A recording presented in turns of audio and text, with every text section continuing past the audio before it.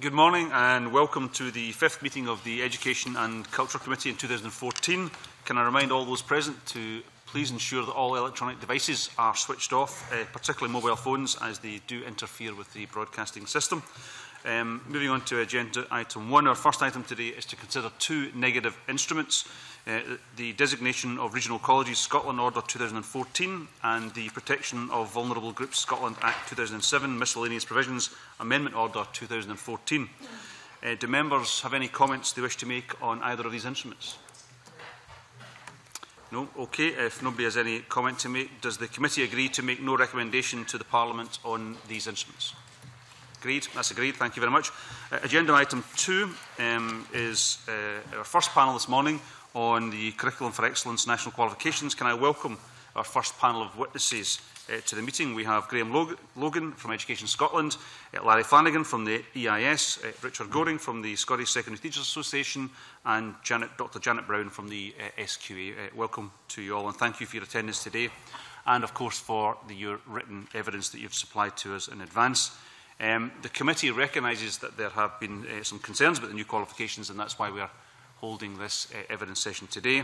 But the aim of today's session is to seek reassurances that the new qualifications will be delivered as intended and to the benefit of both pupils and their families.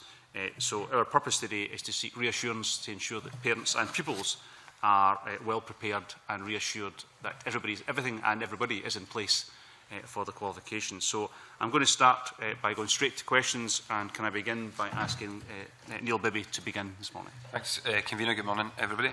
I've read your written evidence over the weekend, and the EIS and SSTA have raised serious concerns about the implementation of the senior phase of Curriculum for Excellence, and that follows on from a number of surveys I think you've carried out over the past year or so. We've obviously heard, contrary to that, the Scottish Government and other agencies offering reassurances. I'd just like to ask the panel, how aware of workload pressures that have been raised was the implementation group, Education Scotland and Scottish Government ministers aware of, and do they recognise this as a potential barrier to the successful and ongoing implementation of Curriculum for Excellence? Can I begin with Larry and then we'll move on from there? Thanks very much, Convener. Well, I mean, clearly, in our submission, and I know this is the same position as SSTA, our key priority at this stage is to ensure that this first diet is a successful diet for the young people who are currently in S4. So, across Scotland, teachers are working extremely hard to ensure that, irrespective of some of the hurdles that have been there over the course of the year, the diet itself does deliver for young people and their families in terms of the new National 4, National 5. And workload has been one of those key barriers. I mean, we have not had, from an EIS point of view, we have not witnessed as much feedback about workload as we have in the last year for some considerable time.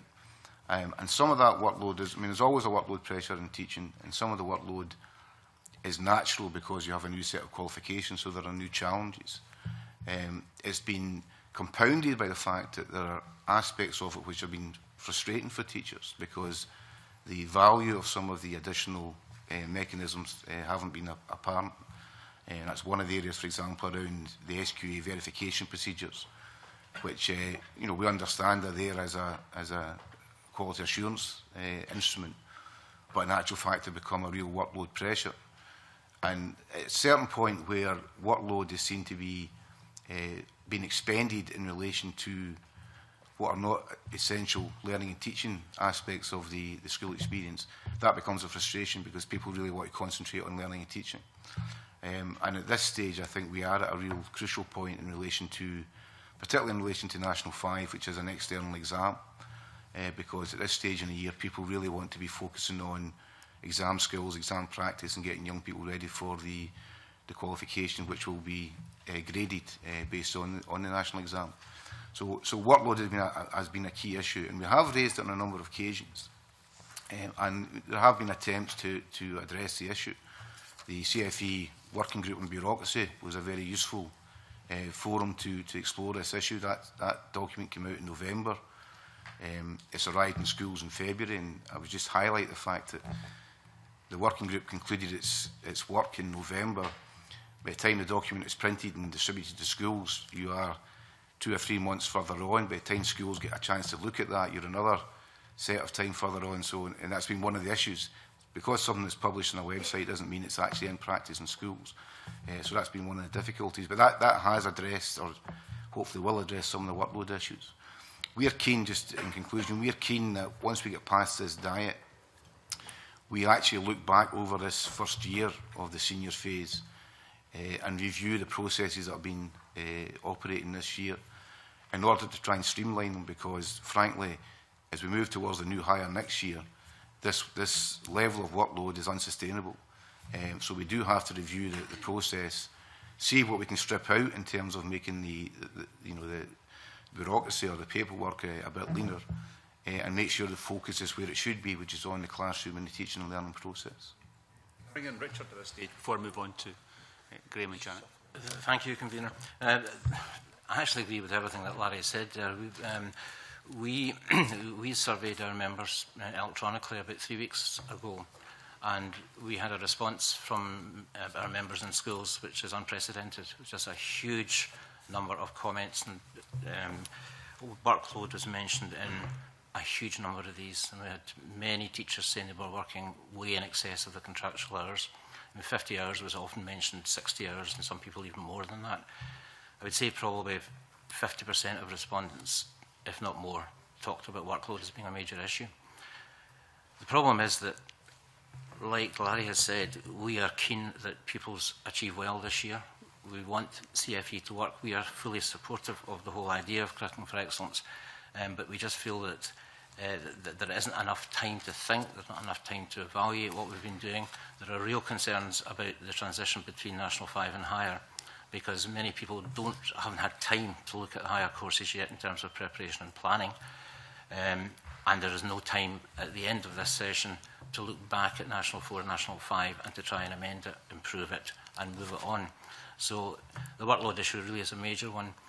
I think linked in with that, as you'll know, working time agreements in schools, which are an agreement between the management and the staff of the schools, signed off by a union and others, are there to try and create a workload limit for teachers.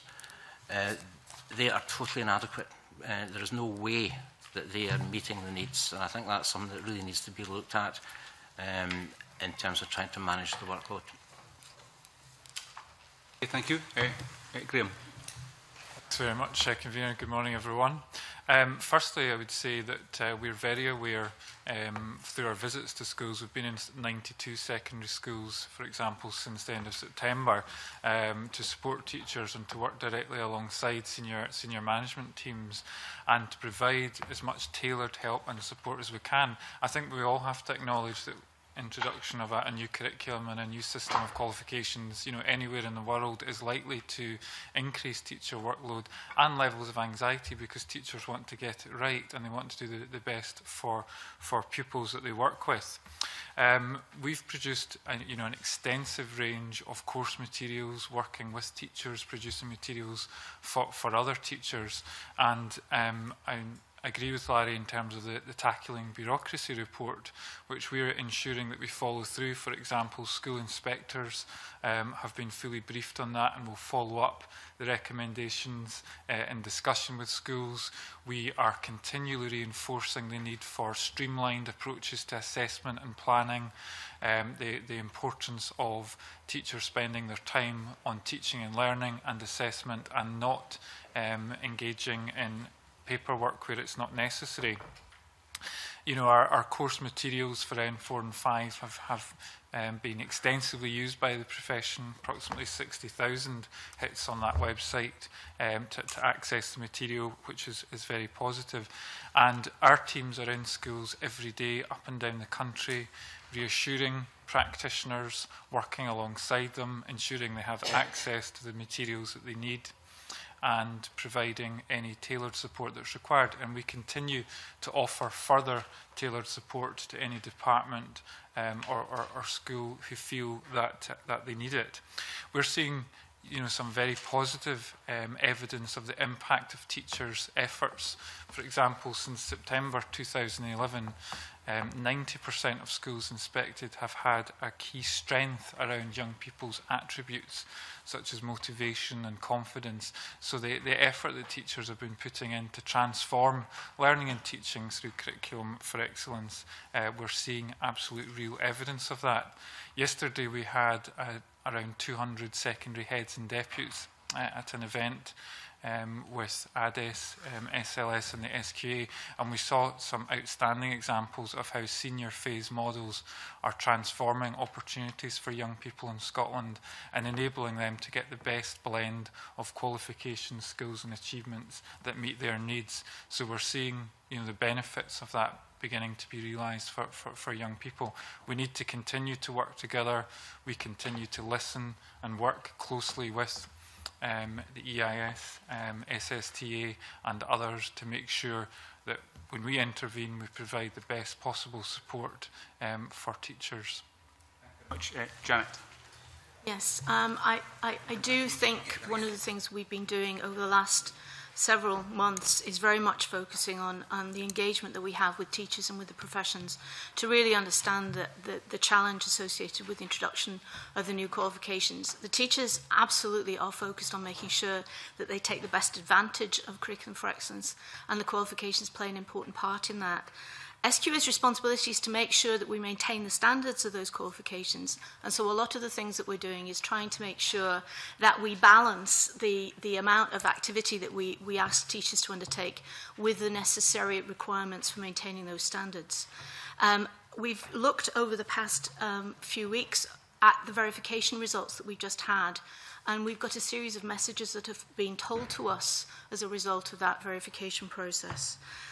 What we learnt was that the nature of assessment that Curriculum for Excellence is moving towards is something that is a journey on which teachers are travelling.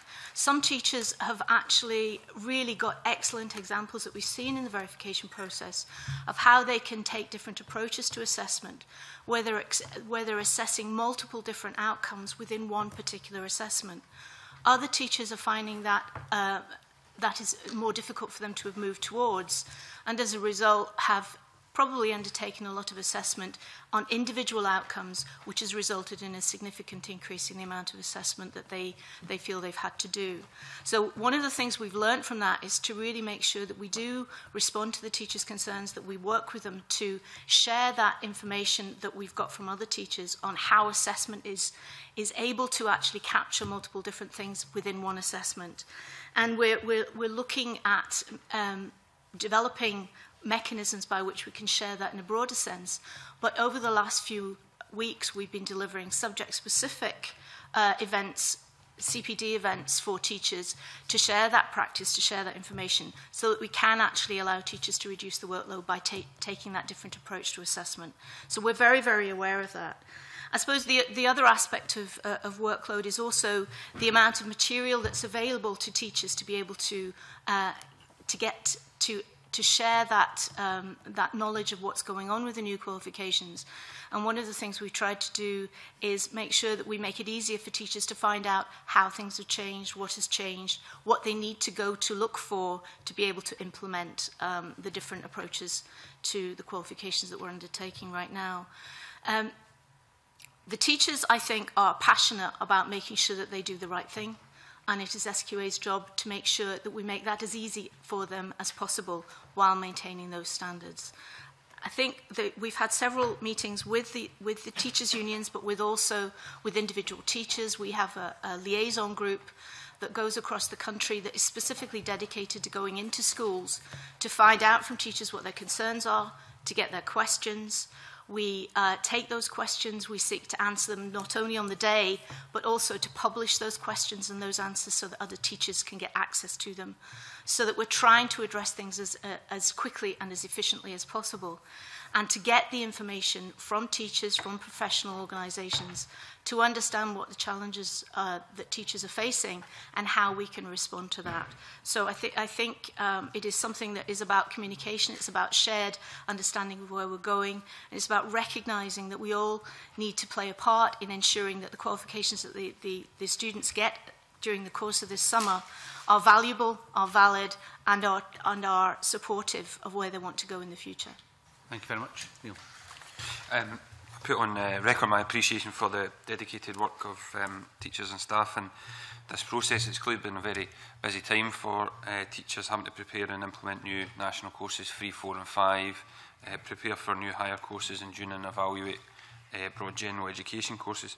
My follow-up question to the unions is, do you believe that the Scottish Government and other agencies have underestimated the amount of work that is needed in such a comprehensive curriculum change? And my follow-up question to Education Scotland and SQA is, when did you first recognise the workload issues that teachers were experiencing? Okay, Richard, we'll start with you this time. I think that we've known for a long time that workload is an issue, and it always has been an issue. I think teachers tend to be not very good at changing what they're doing where they're not sure where they're going. And I think that means that a lot of teachers have been holding on to the things that they know and are comfortable with, and that doesn't necessarily fit in with what CFE is about. It's almost like there needs to be a sort of change of mindset in teaching, because CFE is so different. But given that there's so much accountability for results, league tables, whatever, teachers need very often to feel that they have something secure that they can hold on to. And what that has meant is that the idea of having assessments which can maybe measure different things is new to them, and it's something that they need to be trained and taught on how to do. So I think there's an inevitability that just now the workload is huge because people are doing too much. I'm quite sure of that, and there needs to be some reassurance. And the best way of providing that reassurance, I think, is through things like templates, exemplars, where people can see how it does actually work. And I think there's been a real shortage of these, which has, to me, quite clearly produced the extra workload. If, for example, there's one exemplar of an exam for pupils on the SQA website, then it's very difficult to move away from that.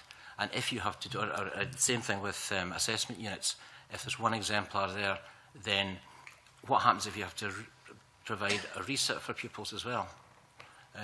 If you're in a department that might have 3 different subjects in it, the whole thing multiplies the whole time. A lot of people in business education, for example, where they're maybe doing things like administration, business, possibly economics, computing, IT, all these courses running in the same small departments, it generates a huge amount of workload. And I think it's almost like panic in some teachers that they just don't feel they're coping with this at all.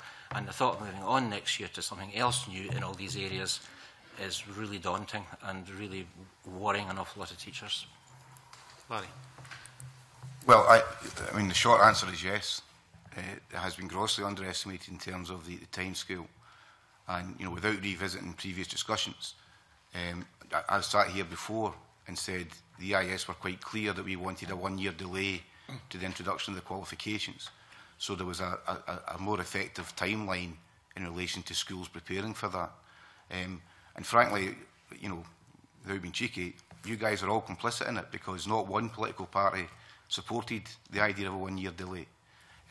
We argued quite strongly that for schools to assimilate the changes and prepare for the senior phase, there had to be time created in school.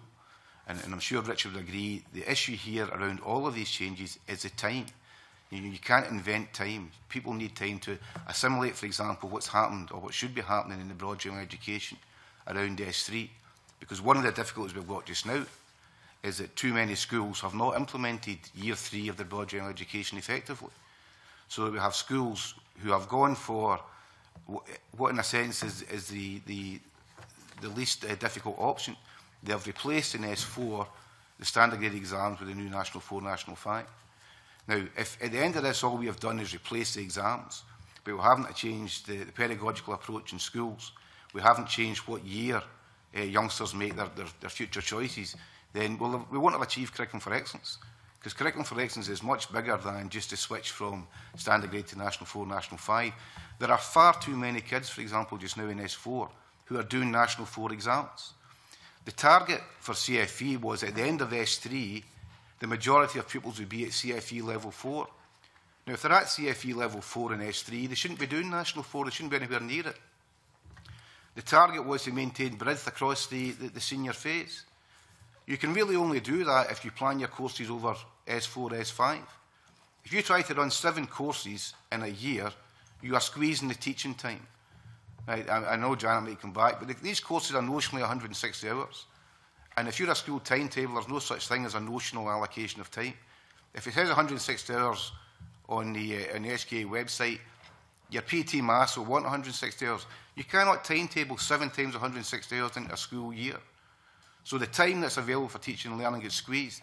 If you plan the courses over S4, S5, you bypass lower level exams, which was the big picture of CFE, you can actually maintain 6 or 7 subject choices, plus the college link-up, which is another big part of senior phase, which is just sitting at the side at the moment, and you can maintain the breadth and the balance between academic subjects and skills. So, you know, there has been an underestimation, and we are where we are just now, and we are committed to getting through this year. But we do need to step back and think about what are the bigger aims around the senior phase, because if we don't refocus on those bigger aims, we'll end up with, you know, what is effectively the default model this year, and that will become the norm. And that would be, in my view, that would be a betrayal of the bigger picture of CFE. So we need to make sure we realign our targets in terms of the senior phase. Janet. Yes, I think you asked specifically when did we recognise the teacher workload. I think we've been working with the teachers and the teachers' representatives for the whole time of CFE, and we've tried to respond in terms of what they specifically raised as challenges for them. And one of the things we've done is we've introduced additional support throughout the course of the implementation of the new qualifications to allow teachers to understand, for instance, the changes between the standard grade and the new qualification, issuing areas of change, areas of stability from the existing courses to the new courses, to allow teachers to get back that confidence that says this is not all brand new. There are some parts of the courses that are actually where they were before. These are the areas of change. These are the areas of the skills introduction. So it allowed them to get a bit more of an understanding of what the level of change was in the particular courses that we were talking about. I think that one of the things that Larry's also touched on is the whole philosophy of CFE. CFE is about giving teachers back the professionalism to be able to teach what they know, their excellence in terms of the ability to teach students, and allowing that to go back to them as opposed to the prescriptive philosophy that might have been there in the past. And I think one of the things that comes along with that is a very great uncertainty that Rich has talked about. It's a difficult place for teachers to move to.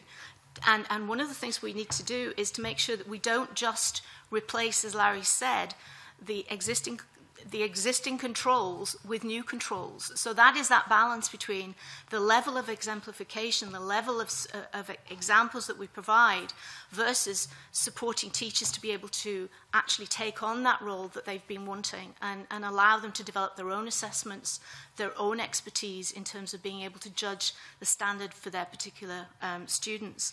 And I think that is a very difficult blend of support and provision that I think we've tried to balance. And on some occasions, we've had issues where we've put additional support in place. I think talking to teachers, providing additional CPD events, providing events that allow teachers to ask questions about the National 4, the National 5. We ran that through the course of last year. We're doing similar things for the new hires this year. Allowing that engagement to make sure that we can respond to the workload, I think, is really, really critical for us. But it is the change in the philosophy of CFE about allowing teachers to be able to do what they do best, which is teach the value of the subject and assess the capability of their students. The role of SQA is to be able to attest to that ability through the qualifications that we provide. Hence the blend of internal versus external assessment that really truly allows students to be able to get credit for what they can do. And finally, Graham. Thanks very much. Well, firstly, just to say the timescales for the national qualifications were agreed 4 years ago through this Curriculum for Excellence Management Board. And since then, we've continued to work to that timescale and to deliver support materials either ahead of time or on time. To go back to the question about when we first recognised workload issues, I think obviously we've been working towards Curriculum for Excellence over the last 10 years. And for some teachers, depending on their approach to implementation at local level, there's been times when workload has been higher than others. I think for some secondary teachers, obviously this year, with the introduction of N4 and 5, for some of them the workload has been higher than it has been in previous years, depending on their own local arrangements for implementation. We keep in close contact with each local authority through our area lead officer network, and we provide support in accordance with the plans that local authorities have to implement Curriculum for Excellence to suit their own local needs. I think also the point about the senior phase and the vision for that, we're currently engaged in a programme of events to meet every secondary head teacher in Scotland. First one was yesterday in Edinburgh when we had around 200. And the purpose of that is to look again at the rationale for the senior phase, to share some of the outstanding models that are emerging in schools across Scotland, as I say, to equip young people with that blend and that better blend of skills, qualifications and achievements than they've ever had before. And as part of that, we are seeing different models emerging in terms of courses being planned perhaps over 2 years, so that we avoid the kind of 2-term dash to hire that Larry referred to. So that practice is emerging, and we see it as our job to share that across the system, to provide materials to support that, and to enable schools to learn excuse me, from each other by bringing them together. Mr. Bibby's got a brief supplementary. If you could just maybe try and make your answers a little briefer. I've been very relaxed about the extensive answers at the start, but I'm going to start cutting them down if we don't, because time will escape this morning. So I want to get through quite a lot today. So if you could try and cut down on the questions and particularly the answers, if you don't mind. I just wanted to ask you, in terms of workload, about the issue of supply teachers. It's difficult in some local authorities to get supply teachers to cover for teachers undertaking development work, and I know the pressures have resulted in some teachers undertaking a full timetable covering for absent colleagues due to a lack of supply teachers and teaching students undertaking National 4s who would previously have been on exam leave. I just want to ask you, what impact has the supply teaching issue had on workload issues in the implementation of the Curriculum for Excellence senior phase? Example is that, I mean, SQA recently, in response to requests for additional support, made available to local authorities additional support conferences. SQA didn't have the funding to pay for supply. Local authorities didn't have the funding to pay for supply or had difficulties getting supply, and therefore offered this additional support as twilight support to schools. The difficulty, of course, is that schools are already fully committed in terms of, post-pupil day activities. So people were being asked to access this additional support effectively in their own time. And that all revolves around the difficulty. Some local authorities responded differently. Some local authorities did allow day release, and found the resources within themselves. But the issue of supply has certainly been there throughout the period. The bigger question, until the recent announcement, has been the funding of supply. So it's not been a key factor that people haven't been able to go out to schools, because for one day, in the secondary sector, for one-day courses, people would normally be released and covered internally anyway. The bigger issue for supply really applies to the primary sector, where schools can't really cover classes within that. And just incidentally, I know, convener, you want me to hurry up. If I can just throw in a wee sideball, there are a number of significant issues in primary that require to be addressed. So although there's a focus on the high stakes around National 4, National 5, I would just caution that primary is not a done deal in terms of the full implementation of CFE at this stage. Annette, how would you respond to that? As Larry's pointed out, we've put on a significant number of events, and we have got a significant number of teachers coming to those events. So, for instance, the things that we've run for National 1 to 5, we've had almost 7,500 teachers attend them. So we are seeing full sessions in terms of the additional and the existing events that we're putting on to support teachers. It is, as Larry says, for local authorities in terms of how they provide the feasibility for teachers to come out of school to be able to attend them. Richard, I don't want to restrict you, but do you have anything to add to what's been said? The only thing I would add is that, again, from our survey, and also from our experience in the office, more and more teachers are off for more through absence, and a lot of that is related to workload and distress and things like that. And the provision of cover in appropriate subjects and getting a subject specialist in is becoming increasingly difficult. In fact, often doesn't happen. Graham, again. I think we have to acknowledge that teachers work in a whole variety of different creative ways to enable them to have time and space to work together. And often, you know, they will work their collegiate hours to enable that. For example, we've doing a series of successful events with the EIS, including conferences, some of which take place on Saturdays that some teachers choose to engage in. So there's a variety of different ways in which teachers can come together, and their commitment is such that they will often work flexibly to enable that to happen.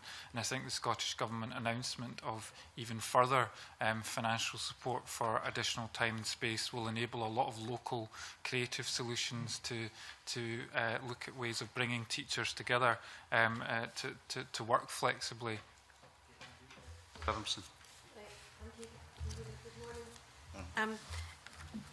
Mr. Goring, you mentioned that you'd had an unprecedented response to your recent survey. Can I ask each of the unions, could you tell us how many secondary school teachers each of you represent, and what percentage of them responded to each of the surveys that you've done? Practising teachers, then, we have approximately 8,000 members. We received over 2,000 responses within 8 days, of which about 1,500 made written statements as well. We represent around, I think it's around 24,000 secondary. I mean, I've just made that up, but it's you know, it's something it's something of that order. Our last full membership survey was around a 35% response rate. The more recent survey that's been covered was from our branches, which is essentially 32 local authorities. That's our branch structure, and 28 of them responded, indicating that members had raised various issues, all of which we passed on to SQA and, you know, are being addressed. One of the things that most recently is that a lot of the responses have been very, very detailed subject responses. So it's not a kind of generic response, or simply a generic response about workload. People have been raising very specific issues around, you know, National 5 physics, for example, in the various units. So that level of detail we tend to pass on to SQA for a professional response to the issues that have been raised. And it's difficult. Would you say that the surveys are almost self-selected, and that there are many responses saying everything's great and it's fine? It's like people that have a problem that tend to respond to these kind of surveys. Well, I mean, one of the issues in terms of our feedback is that a lot of our responses have come from principal teachers who are primarily, you know, on a subject basis, are involved with implementation. So a lot of those kind of detailed responses I was referring to there, those are coming from subject PTs. And, you know, you can almost say, well, take that as read, that represents what the department is thinking. As I say, the detailed responses have been professional responses to the issues around implementation, rather than any kind of broader political concern around workload. So no, I think you know, I mean, if the, you know, the implication of the question is this just a minority who are complaining, then the answer would be no. This, you know, this is a widespread scenario across all subjects, some subjects in particular, but all subjects in all schools. Can I add one wee comment? Yeah, sure. So, our survey was done electronically, so it was only sent to those for whom we have email addresses, which was just less than 5,000. So in actual fact, that's quite a high proportion of responses. Again, it's not activists that are responding. I mean, it's everybody from deputy heads to classroom teachers, principal teachers, again, a lot of people in that basis as well. There were some positive responses. I mean, people who were maybe trained as verifiers said that once they've gone through that training, they felt much more competent and able to do what they were expected to do. There's people who hadn't had that kind of contact, I think, where there are more problems and issues. You mentioned, Mr Flanagan, the last time we were here, and we did look at this, you think maybe about a year ago, in terms of when the possible delay was discussed at that time. And I remember the Cabinet Secretary at that time offering support to either local authorities, local authority level head teachers, principal teachers, or individual teachers to come forward. Have any indication how that offer from the Cabinet Secretary was taken up across Scotland? I mean, I think over the course of the year, the Cabinet Secretary has responded with support on a number of occasions. You know, as issues have kind of emerged, and last week we had the new package, the £5 million support around the qualifications, and all of that is very welcome. And there's no change in terms of the money that was committed. It's all been taken up.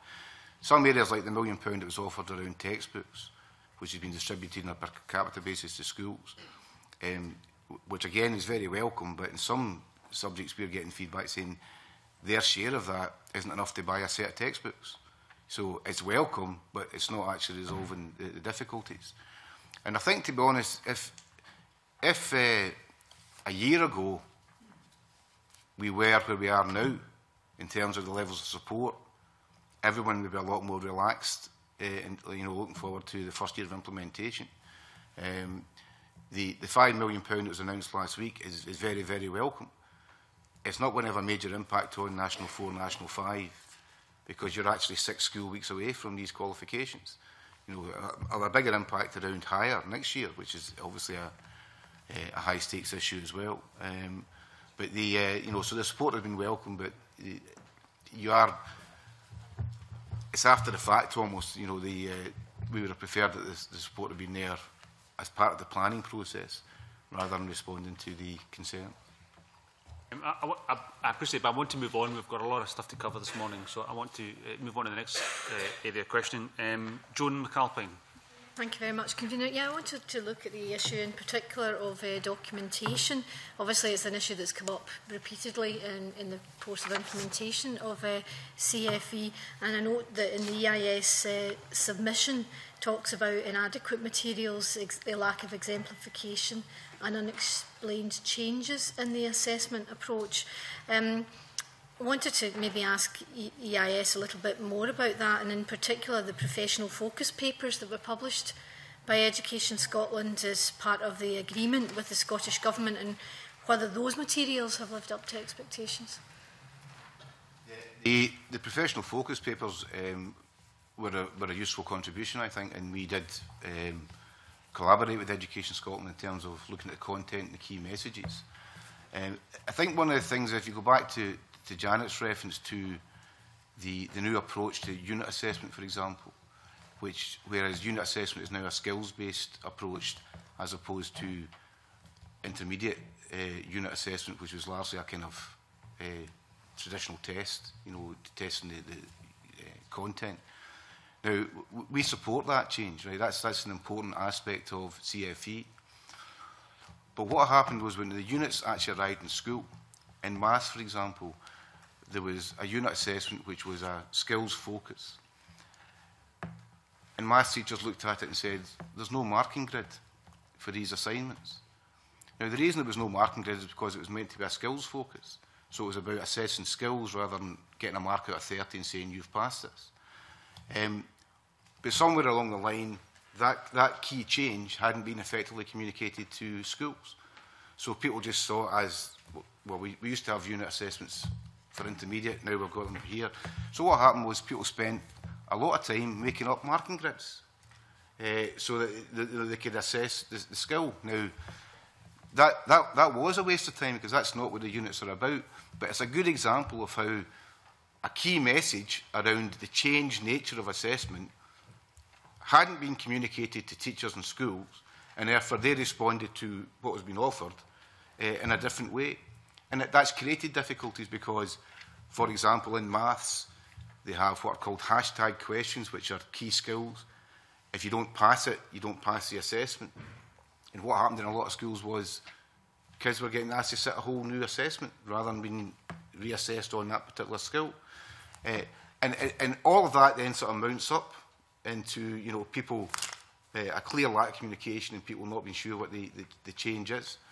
And that's back to this. And I know we've been putting SQA in the dock a little bit, but I mean, a lot of the additional workload has come through schools not being certain about what was being asked, and therefore over-preparing, you know, in case there was a knock at the door, right? In case Graham called, an inspector calls, right? So a lot of schools have actually generated workload themselves in order to try and reassure themselves that they're getting it right. And you know, that's where clearer messages would have actually stopped a lot of that. The verification procedure. Verification is not something new, but it's become a cottage industry around National 4 because people felt they had to do all of this in order to meet the standards.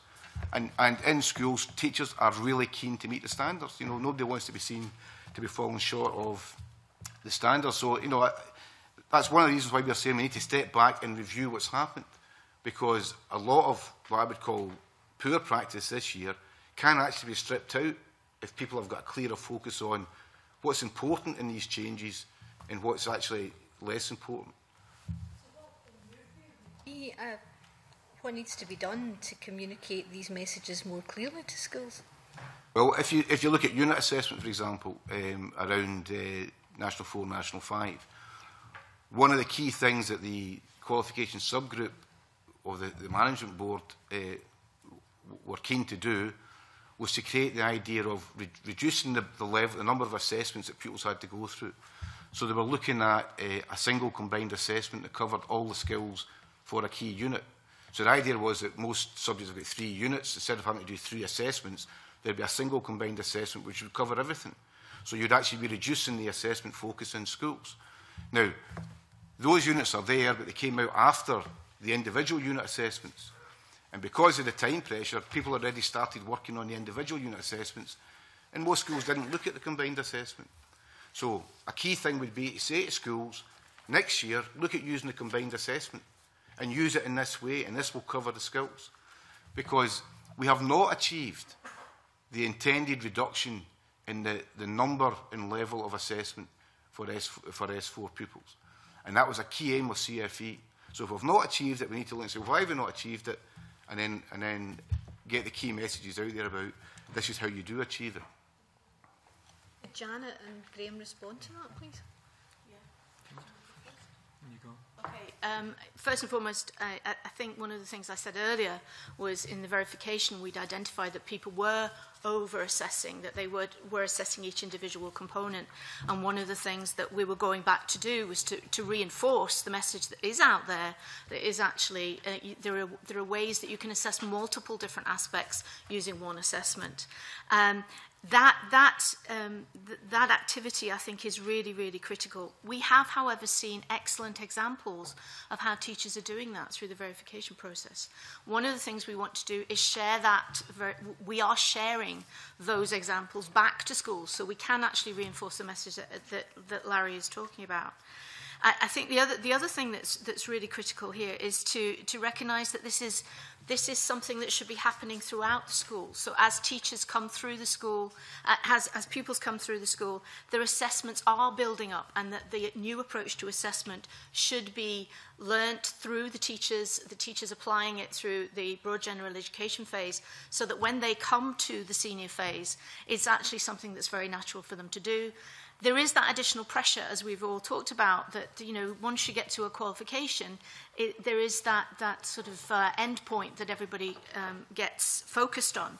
And I think it's really important for us as SQA to reinforce to teachers that we are here, we support the Curriculum for Excellence approaches. We are absolutely behind the idea of using a minimum number of assessments to be able to assess multiple things.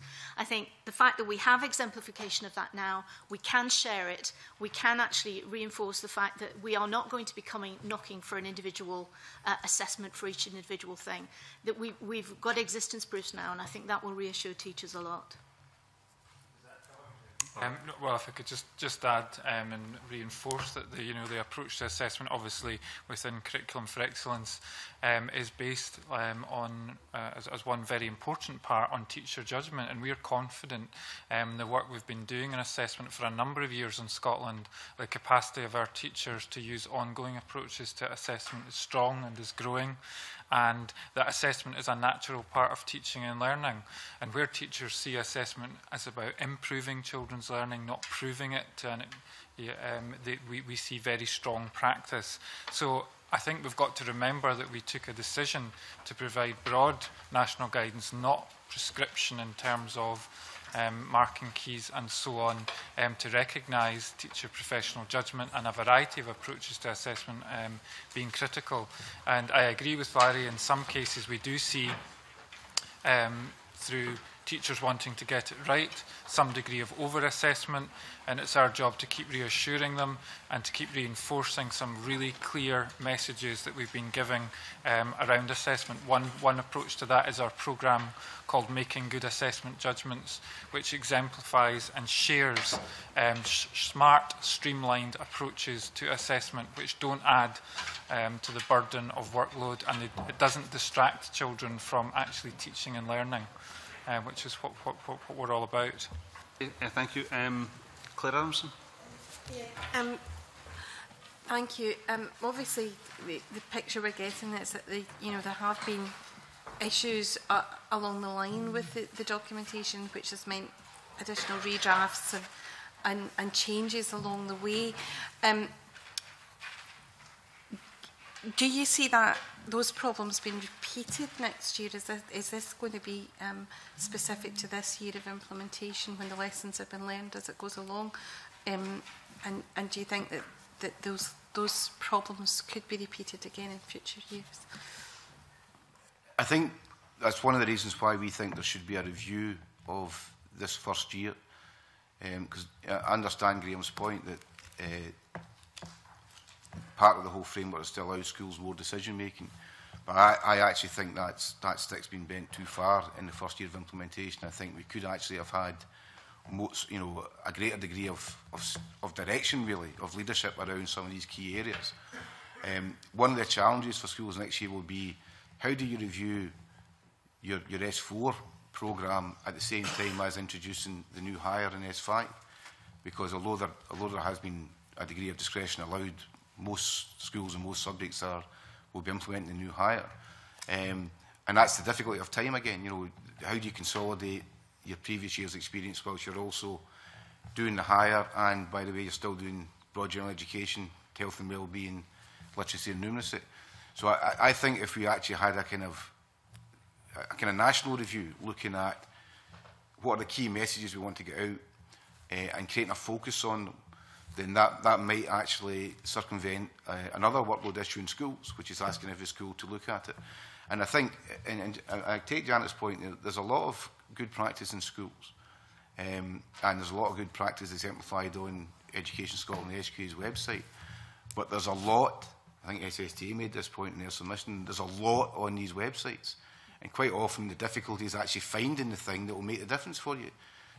So if you're confronted with a difficult to navigate website, and I won't say which one is more difficult, it's finding the key information. So that's why I think it would be useful for the key parties to step back, have a look at what's happened this year, and try and fashion some key messages around a review process for schools.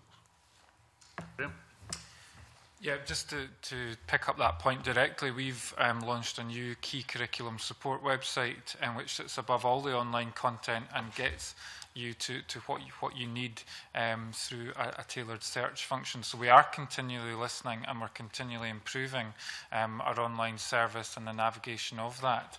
And again, another example of that would be the route maps that we're producing in partnership with the SQA, which is essentially a sequence list of key documents to make it as simple and straightforward for teachers to access what they need when they need it. So we're continually looking for new tools and new ways of improving access, support and response to questions and feedback from teachers. I'm not sure if you've got that on your website, Larry, have you? But the link. You know, we know from feedback when people go onto websites, they want to find what they need as quickly as possible, and that's why we've introduced that new key curriculum support page, which searches all the content. The NQ website that we have, as I say, has been very popular with over 60,000 hits, and we're continually refining and improving the online service so that when teachers do access that with the precious time that they have, they're getting the material that they need. Thank you very much. George Adam. Thank you, Convener. Good morning. There's been a lot of talk about the communication and getting information to teachers and back and forward as well. And when the government has responded previously, when there has been issues, when they have supported, Larry mentioned last week, with the 4.75 million. My question to Graham and Janet is, what is the support that we've already put so far that's available? And my question to Larry and Richard, what further support do you believe you need at this stage? It's just so that I can get this in my own mind and head here. Again, could I ask for brevity if at all possible? Janet.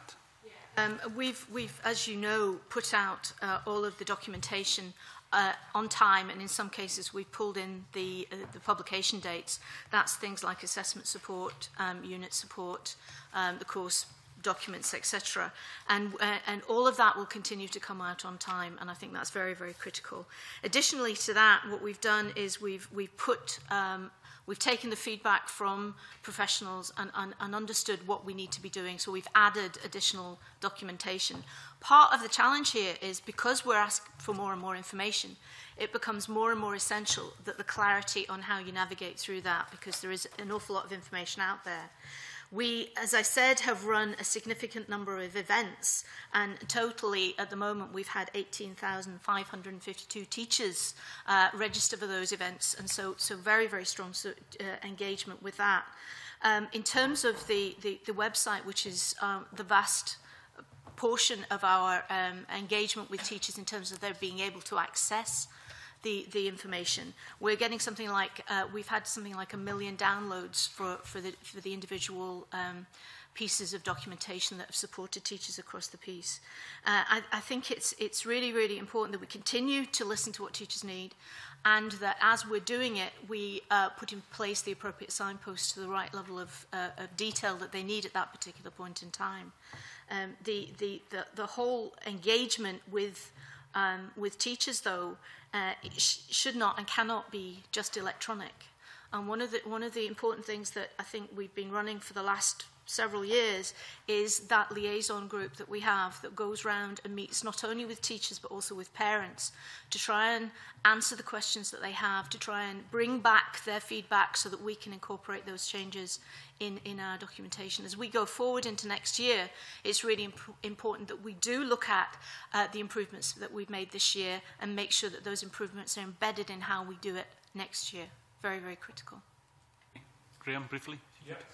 Similar to Janet, it's that blend of material that's available online and face-to-face support. So learning and teaching and advice, professional support, focus papers, and the course materials at National 4 and 5 were all completed by April of this year.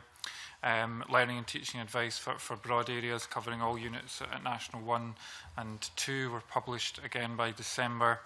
And around about 50% have been published early. Higher course materials, critically, will be completed by March of this year, by the end of March, and over 50% of those have been published already.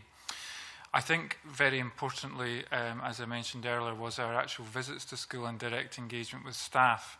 I will have visited 108 secondary schools by the end of March, and we're going to extend that offer to all 369 secondary schools over the course of this year, because the feedback that we're getting is that head teachers and others enjoy meeting our staff face-to-face, talking about what's available, and engaging with our senior education officers, our teams and our inspectors through these support visits and through discussion.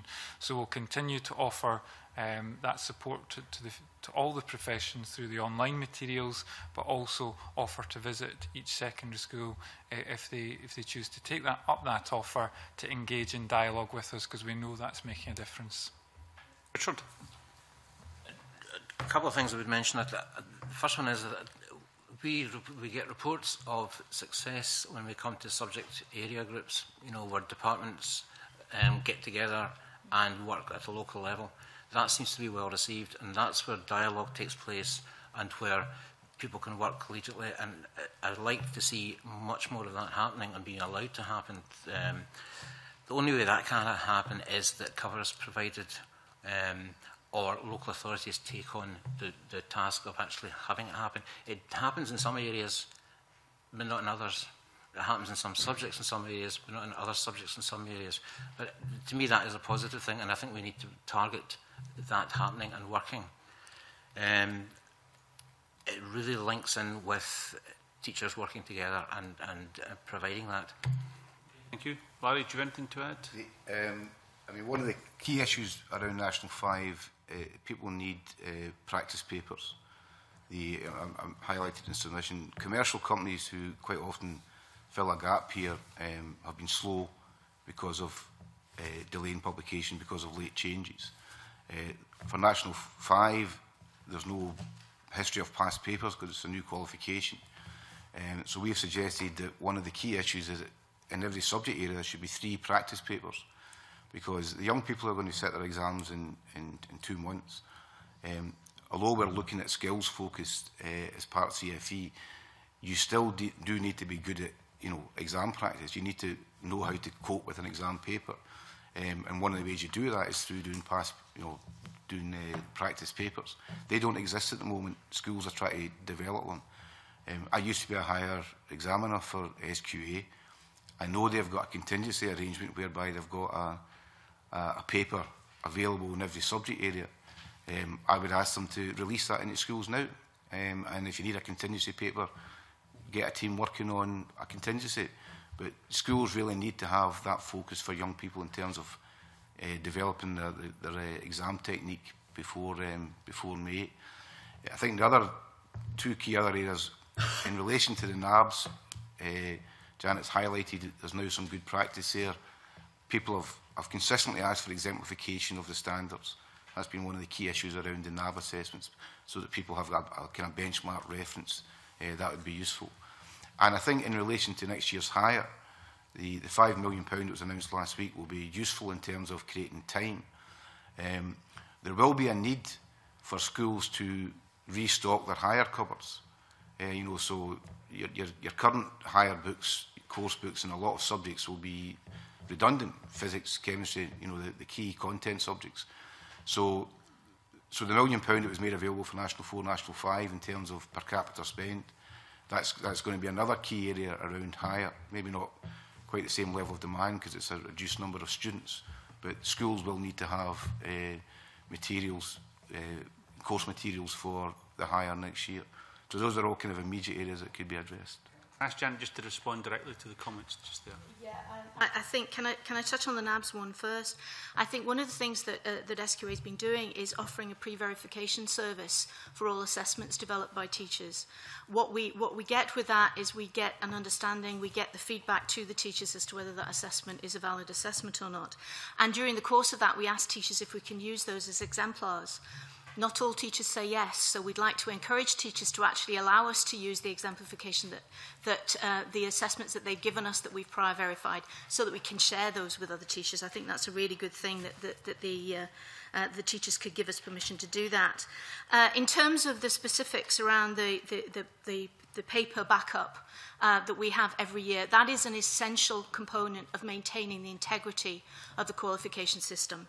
What we have done to try and address the issue of example papers is to actually do that comparator between the standard grade and the intermediates that allow teachers to know the nature by specific question that says this question is applicable, this question should be modified, this question should be used, that enables teachers to build their own exemplification as they've done in the past in terms of the development of preliminary papers for the existing qualifications. So that's the direction of travel that we've taken in that space.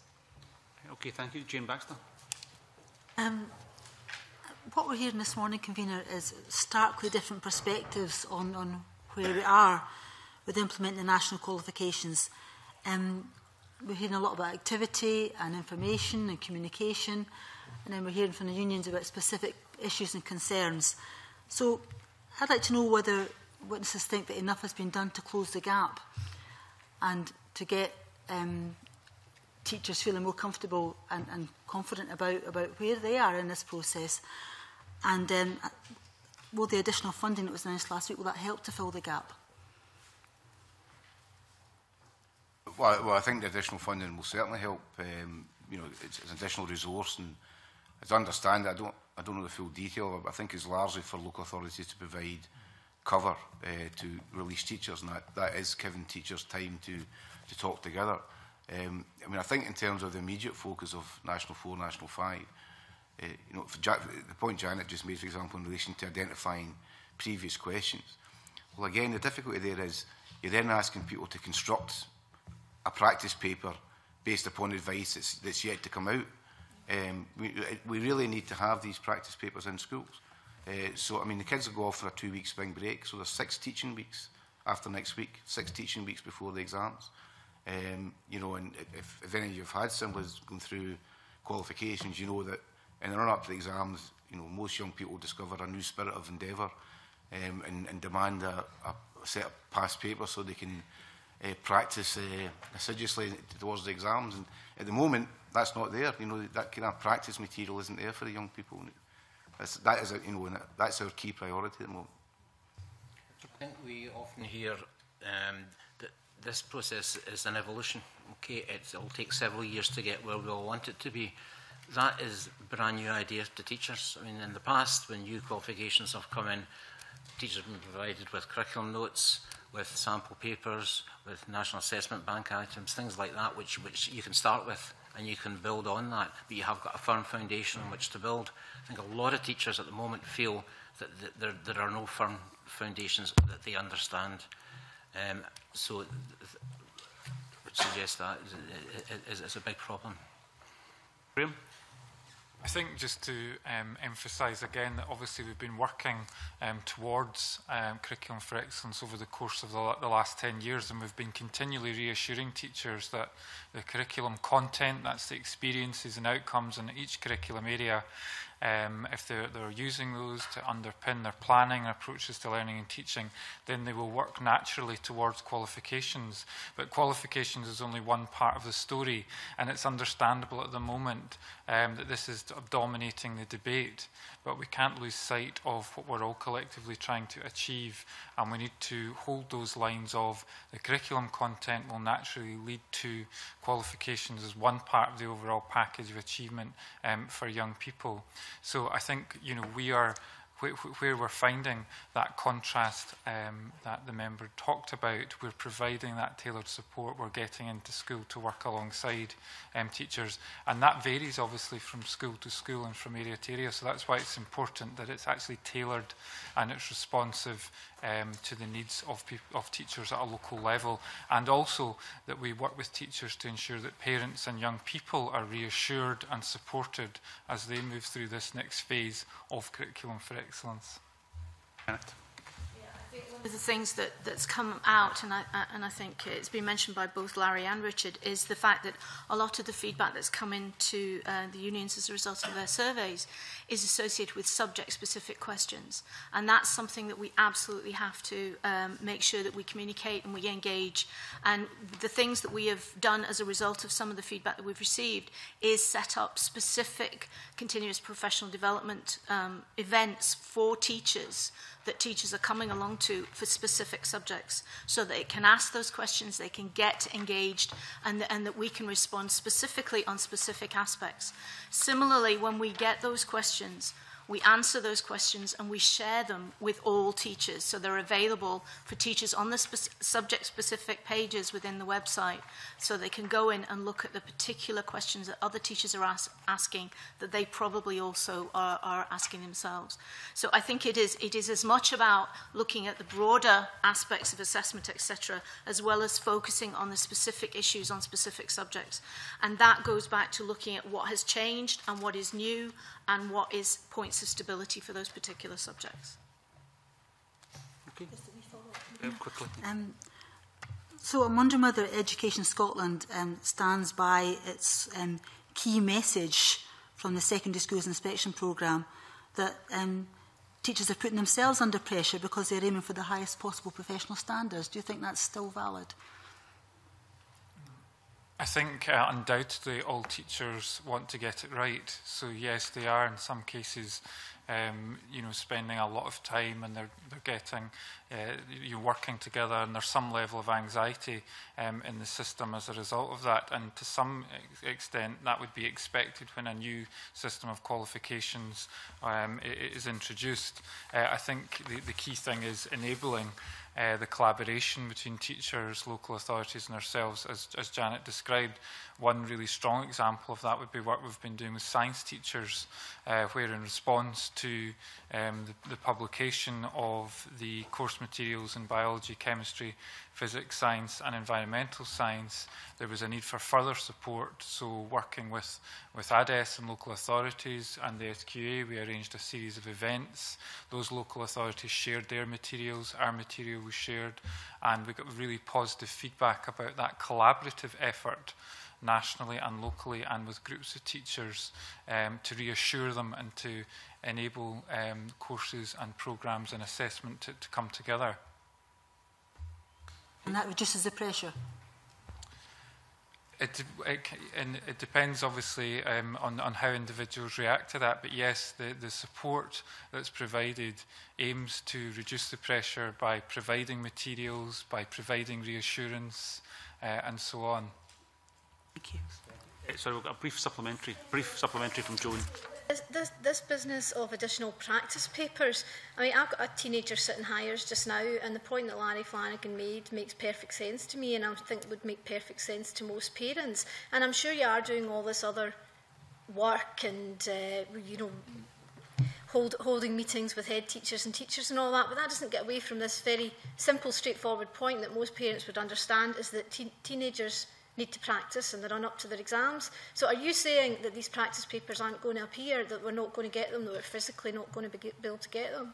I'm saying that we have to maintain the integrity, so therefore the suggestion that Larry made that we use the backup paper is not a valid one, because if we do that, we will not have a point of security for the future. So are you physically able to produce practice papers between now and the start of the study period? What we're saying is, what we're doing is looking at the previous significant numbers of practice papers that are available and saying which particular aspects of those papers are relevant and are valid for the current qualifications. That gives a very broad range of exemplars that teachers can use, as they have historically used, in terms of developing their own preliminary papers. I could be wrong, but I seem to remember the last time you were in front of the committee that this subject came up, and I'm rather surprised that at this stage in the game, we're still kind of, putting things together. I think if we look at the philosophy of CFE and we look at the way that CFE, the reason behind CFE, if we look at the history of how the senior phase has run in the past, there was a significant amount of concern about the number of preliminary examinations that were being set by candidates in S4, for instance, that they were being put through multiple tests associated with practicing for exams. Part of the aspect of what we've done with the new qualifications is change the blend of the relationship of the exam to the qualification. There is a significant amount of coursework that contributes to the qualifications as well as the examination at the end of the period. And I think one of the things that we wanted to do was reduce the level of practice prelims that pupils were trying to go through. In some cases, we were hearing of students undertaking 2 or 3 preliminary examinations, which I think is a real challenge for students. Thank you. I'm very conscious of time. There's some stuff we really have to cover, so Liz Smith. Thank you, Convener. Could I pick up some themes that have developed this morning about the unit assessments when it comes to National 5? As I understand it from the surveys that came back, there are 2 significant problems. Firstly, in some subjects, for example, biology, units 1 to 3 are taught in sequence, i.e. you finished one before you go on to the next. So it's possible for teachers to give that pass or fail at that stage. But there are other subjects, I think it's some of the languages and drama, they're actually taught concurrently. So it's not possible for teachers to give that at the same time in the course. And I think there have been some concerns that some heads of departments have not been able, in fact they've been dropped from the verification process because they've not been able to ascribe a pass or a fail at that stage. The second problem is that in some subjects, chemistry being one, you have to score 50% as an average of the whole thing. So you could do very badly in perhaps 2 of the learning outcomes, but you still get a 50% pass. Whereas in other areas, you've got to make sure that you pass all the learning outcomes. You have to get 50% in all the learning outcomes. Could I just ask you about the sort of criteria by which you would justify the sort of academic robustness of that to parents? Because there are quite considerable differences. I think one of the key things around National 5 is to remember that the actual grade, the final grade a pupil gets is 100% on the external exam or externally marked coursework. So, and part of the thinking around the new approach to NABs, the skills-based, was that that would complement the assessment rather than being a duplication of it. Because if you look at current intermediate exams, the unit assessments are basically mini tests. You know, they're just a shorter version of the external exam.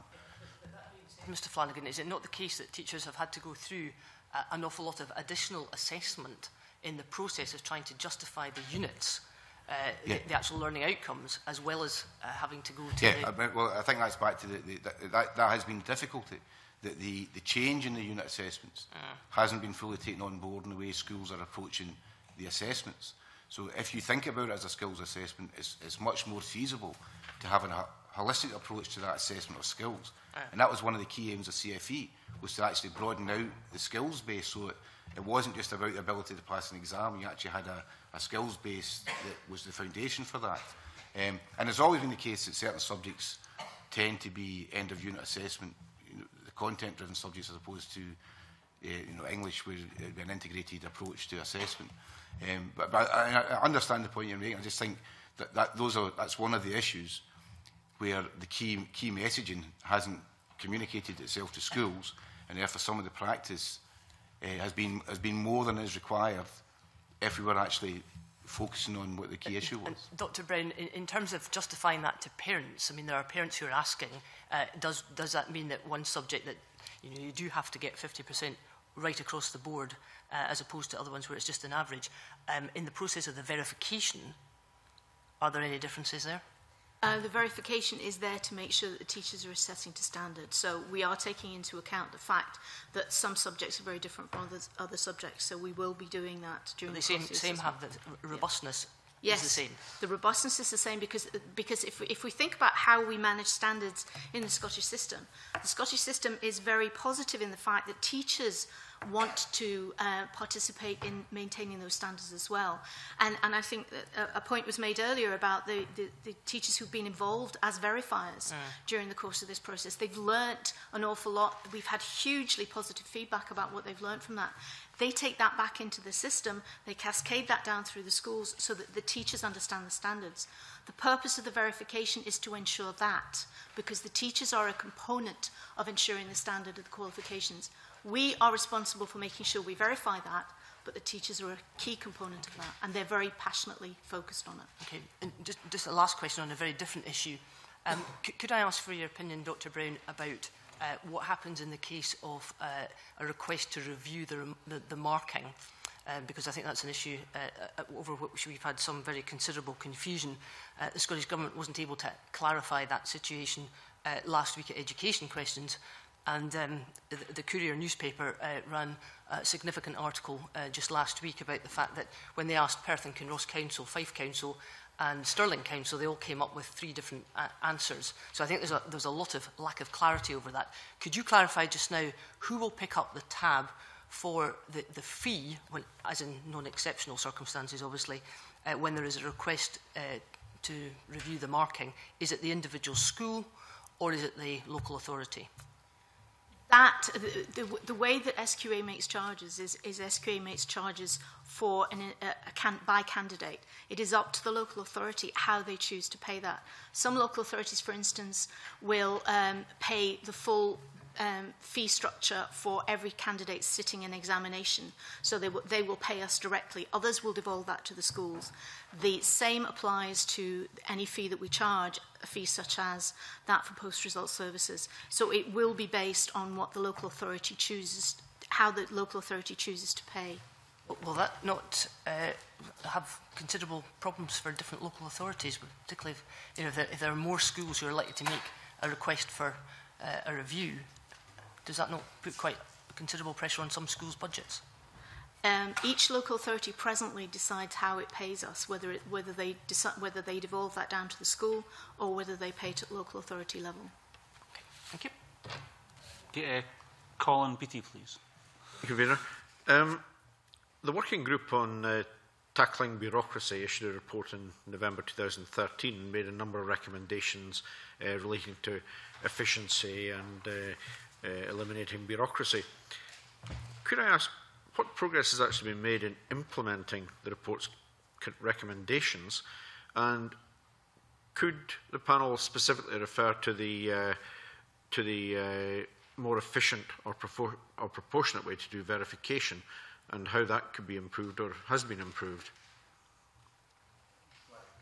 I mean, as I indicated earlier, although the working group concluded its meeting cycle in November, the report is really only now filtering into schools. Education Scotland have distributed a copy to every teacher, and that was delivered over the first 2 weeks in February. We've advised all our members to have a school branch meeting to discuss the contents of it. The report asks for an immediate review of working time agreements and school improvement plans in order to identify issues that can be set aside to create additional space.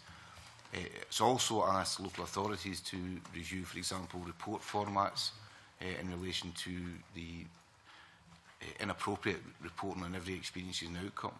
And it's asked schools to look at their forward planning processes. So I think it's a very good report with very strong recommendations. But the litmus test will be whether it has any impact in terms of the way schools currently operate. I think, in short, it's too early in the school's consideration of the report for it to have had any immediate impact. Although I know a number of schools have identified a few areas where they've set aside objectives in order to create a bit of space, but we see it having more longer-term impact from next term when people plan their school improvement plans for next year. And because if you're going to review your reporting system, that in itself takes time, and you can't just switch it to a different system overnight. So there's a slightly longer burn on implementing some of the important recommendations that are in the report. I would agree 100% with Larry. Same actions we're taking as well. It's about next year's working term agreement and practices for the year ahead. I think it's going to be valuable. Yeah, just to say, as Larry said, we've enabled every teacher in Scotland to have a copy of the report. Important groups such as school inspectors will discuss that and follow up, and where they see excessive approaches to planning and assessment will challenge that. I think that's a really important message, because sometimes they've been accused of creating paperwork, so that's a really important step forward. And where we find schools who are streamlining approaches to planning and assessment, again, we're showcasing those, and we hope to develop case studies around schools who have taken the report forward and have streamlined their approaches to free up more time for teaching and learning. So it's absolutely a work in progress. It will continue to be a real priority for us, and as we develop new support materials, they'll all be quality assured in terms of the report's recommendations, that we're not actually increasing any paperwork requirements. Yes, to respond specifically to the verification component, I think one of the things we've done is we've used the information that we gained so far in the first 2 rounds of verification to gain assurance that the teachers are understanding the standard, that they're teaching to that standard. And as a result, we have looked at how do we need to run verification in the future. And what we've decided to do is that the first round of verification will be very much, which happens in the autumn, that will very much focus on supporting teachers to understand the standards. It'll be about engaging with them, and it covers a lot of the things we've talked about, which is actually that approach to assessment, so that it reduces the assessment burden by allowing teachers to understand the changes to assessment methodology, the fact that one assessment can assess multiple things. All of that will be covered as well within the first round of the verification. The second round of verification that happens will then focus on making sure that the unit assessment is still being assessed to standard. And the third round of verification, which we're also introducing this cycle, will look at will only focus on the course verification, the internally assessed course components. And I think by doing that, we continue to move down that road of making sure that the standards are embedded within the school sector, that allows us to reinforce the direction of travel where we want to go in terms of assessment as part of Curriculum for Excellence, that allows us to maintain those standards and allows us to absolutely make sure that students get what they deserve at the end of the time in the qualification. As a result of the EIS survey, there's a suggestion that Phase 3 verification should be on an opt-in basis. Have there been any discussions or progress in that regard? Larry and I met a couple of weeks ago about that, and we fully explored the nature of the concerns, because I think it's really important to understand what the fundamental basis of the concern that was being raised was. And I think one of the things that we've done is taken that conversation, as well as the conversation that we had with Richard and his team, into the thinking as to how do we respond while maintaining the standards in terms of how we do verification. Thank you. Neil Bibby. Just wanted to ask you about the implementation of the new higher courses. Can I ask you, have you any evidence on the number of schools delaying the new hires in any one subject or on many subjects? Is there a commonality between of complaints and issues raised by authorities in Scotland? If not, then why have so many authorities taken the decision not to implement or to implement on a subject-by-subject basis? I'd like to have answered as well, I must admit. Obviously, when the Cabinet Secretary announced that there could be some delay in certain circumstances, although we would agree that the natural progression would be from National 5 into higher because of the methodologies involved and so on, there are certain areas where there are serious difficulties. Computing science springs to mind, where there is a huge new learning experience to be gone through by teachers, and there's a lack of available trainers and things to carry that out. But we are really concerned that in some authority there is a blanket decision, all subjects in all our schools will go ahead with the new hire. There's no professional dialogue been taking place, or if it is, it's been overruled by the authority. So we do have a concern with that. Yeah, I mean, we wouldn't expect to see necessarily any school unilaterally not progressing with hires across the board. What we asked for and what the Cabinet Secretary agreed to was that the decision would be left at a school level based on a professional dialogue between subject departments and senior management team. We have made clear that in local authorities where a unilateral imposition of a new hire is the Directorate's position, we would initially seek a professional grievance at school level, and we would be prepared to escalate that to a dispute because we don't think that's acceptable. Now, I have actually contacted all 32 of our branches and asked them to give me a feedback on whether or not I had to send a letter to the Director indicating our position. I've had to send 9 letters. So there are 8 or 9 letters where our branches are concerned that the Directorate is not facilitating the Cabinet Secretary's position on professional dialogue being the basis for decision making. In the others, it clearly has been allowed to devolve to a school level. I would say around 80% of subject areas are proceeding with a new hire. It's quite clear that certain subjects, are delaying the hire across the board and across the country. So physics, physics, chemistry, biology, maths are kind of key subjects that seem to be demanding a delay, and not surprisingly, those are the kind of content-heavy subjects. So there are potentially bigger changes in terms of course structures. I think one of the things in physics, for example, one of the things that's come up is that now that people have got a shape of the new hire in their head, they actually want to revisit their S3 course in order to create a better grounding for pupils moving into the new hire, and feel that what they did in S3 this time for the current cohort is closer to the existing hire. That's been part of the discussion. And Richard mentioned computing science is also another area where there's been a big content change. So I think generally speaking, in summary, most local authorities have supported the Cabinet Secretary's position, and in most schools that dialogue is taking place, and people are comfortable where they are. In the Data 9, where there are ongoing issues, we are seeking to break the deadlock and basically get directorates to agree that it's a school-based decision, and that's founded on what's in the best interest of the pupils, because those who are closest to the school clearly are in the strongest place to make the right decision. Okay, Graham or Janet, any comment on that? Just to say that it will be a phased approach between the existing and the new hire. Young people will still continue to sit higher, which as we know is a gold standard and very highly regarded internationally.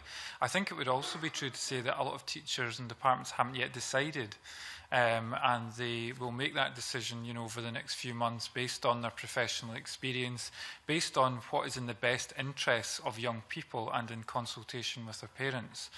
Where we found a school, for example, taking a blanket decision, we would of course challenge that, and we are in touch with local authorities and schools, engaging in discussion around this all the time.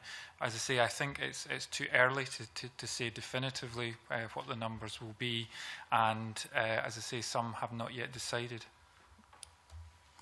We will not know the numbers of entries into hires until the start of the next academic session. That's when do you, Education Scotland, when you expect to know the situation in terms of, obviously, the courses will start in June, so when would will you have a kind of a list of, or not a list of, but a picture of the number of subjects being taught in the new hire and the existing hire? Through our area lead officer network, we continue to have dialogue and continue to monitor that, and we would expect most to have made the decision probably by the end of April. So we'll continue to monitor that, and we would expect to gather a position on that around that time. Colin Beattie. I'm a bit concerned about some of the things I'm hearing there. I mean, the SSTA says that in their submission to local authorities are making the decision to go ahead with hires regardless of what professional teachers are saying. By that, are you meaning teachers' representatives and the head teachers, or individual teachers? question. Could you repeat it? It's individual teachers, because we have the same position. We are not saying to people, delay the new hire. We are saying it should be a professional judgment based upon subject departments. So there's no union line on which hire you should use. We're basically saying that you have to facilitate a professional dialogue at school level between the senior management team and the subject departments represented by the principal teacher. So it's based on what teachers in schools feel is the best way forward. The difficulty is where in schools they're not being allowed to make that choice, because the director is saying this authority is presenting for the new hire, and that's the end of the matter. Concern is the consistency of approach here. Presumably there's some local authorities that are doing a good job on consultation and so on, and taking everybody with them. How many, if you know, local authorities are taking a unilateral decision on this? 9. Yeah. I'll send you the names. I think we'd be interested in hearing that. Is there any evidence that the schools, the individual schools themselves, would wish to delay hires? I want to see examples where there may be school mergers going on, and that would, on top of everything else, that would be a really heavy burden on the staff within the school. There may be times when, for example, a principal teacher or faculty head is not being appointed to an area. That would be another subject decision, which wouldn't be common necessarily with anywhere else. So that would be examples where that sort of thing could happen. Just a broad question. Are there any concerns that are sort of coming out about the advanced hires? The advanced hires, we won't say to them yet. No? That's the year after next. No, the advanced hires is the 6-year qualification by and large. So the hire material, part of the reason that Graham said some people are still waiting is because they want to actually have time to assess the hire materials. And I think some of the remedies that we're applying, or hopefully going to apply to National 4, National 5, would be a big factor in people deciding how comfortable they have with the hires. If we are looking at verification, then if that's going to be less of an issue for the hire, that might be a factor in the decision. But as I say, from our evidence is that around 80% of our members are content to proceed with the new hire. So we expect most schools will actually use the new hire. Yeah, just to say, obviously, as I said earlier, the new hire course materials will be published by the end of March to assist with that decision. Over 50% have been published already. I think it's also fair to say that ADES have released a position statement on new hire, stating the expectation of progression, but of course highlighting that decisions can be made based on the best interests at local level for young people in consultation with their parents. And we're not aware that local authorities have made blanket decisions, and it's important, I think, that we reinforce the position that decision at school level is made considering the young people that they're working with and what's best in terms of their needs and interests. But we'll continue to have that dialogue both at local authority level and at secondary school level when we engage and visit. Okay, thank you. One very brief, yes, yours me, question from Liam MacArthur. Indeed, I'm just on the back of Mr Logan's statement there about engagement, or not being aware of local authorities that have taken a blanket approach. I think, as well as providing the committee with the names that Mr Flanagan has, it may be opportune to provide you with that so that you can get a better understanding of the rationale behind it. But I was going to ask Mr Flanagan, earlier you said, had the interventions that have been made over the last 12 months been made 12 months ago when we were discussing the preparedness for the new qualifications, we'd be approaching it in a much more confident, or teachers would be approaching it in a much more confident style.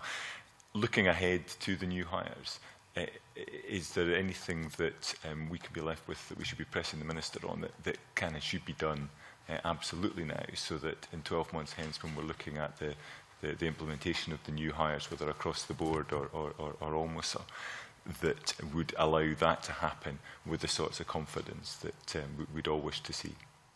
Well, I think most of the issues we've discussed around, for example, workload connected with verification, those same principles apply to the hire. So I think, the lessons that we can learn from National 4, National 5, all of those would have purchased in terms of the new hire, which is why I think if we, once we get past this diet, in the month of June, we actually then review what happened across S4 with National 4, National 5. That will give us lessons for the new hire and might, for example, streamline the verification procedures, or it might allow us to get important messages out about the unit assessments. So all of that, I think, will be important. And you can, of course, ask him how much he's going to give us for books, because that would be a useful question to ask him. Can I thank everybody very much for coming along this morning and providing your evidence. It's been extremely useful and I'm sure informative, not just for members, and I'll suspend the meeting briefly.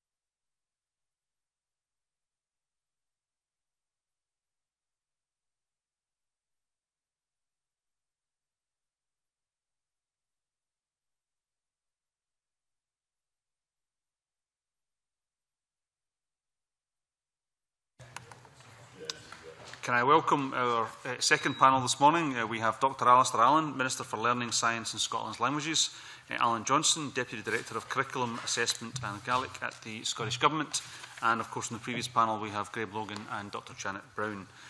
Can I reiterate what I said earlier, that we're here to look at the concerns that have been raised by some people relating to qualifications, and our aim today is to seek reassurance for parents and pupils that everything will be delivered as intended, both to the benefit of pupils and indeed their families. So I'm going to go straight to the Minister for, I believe you've got an opening statement, Minister, you wish to give us.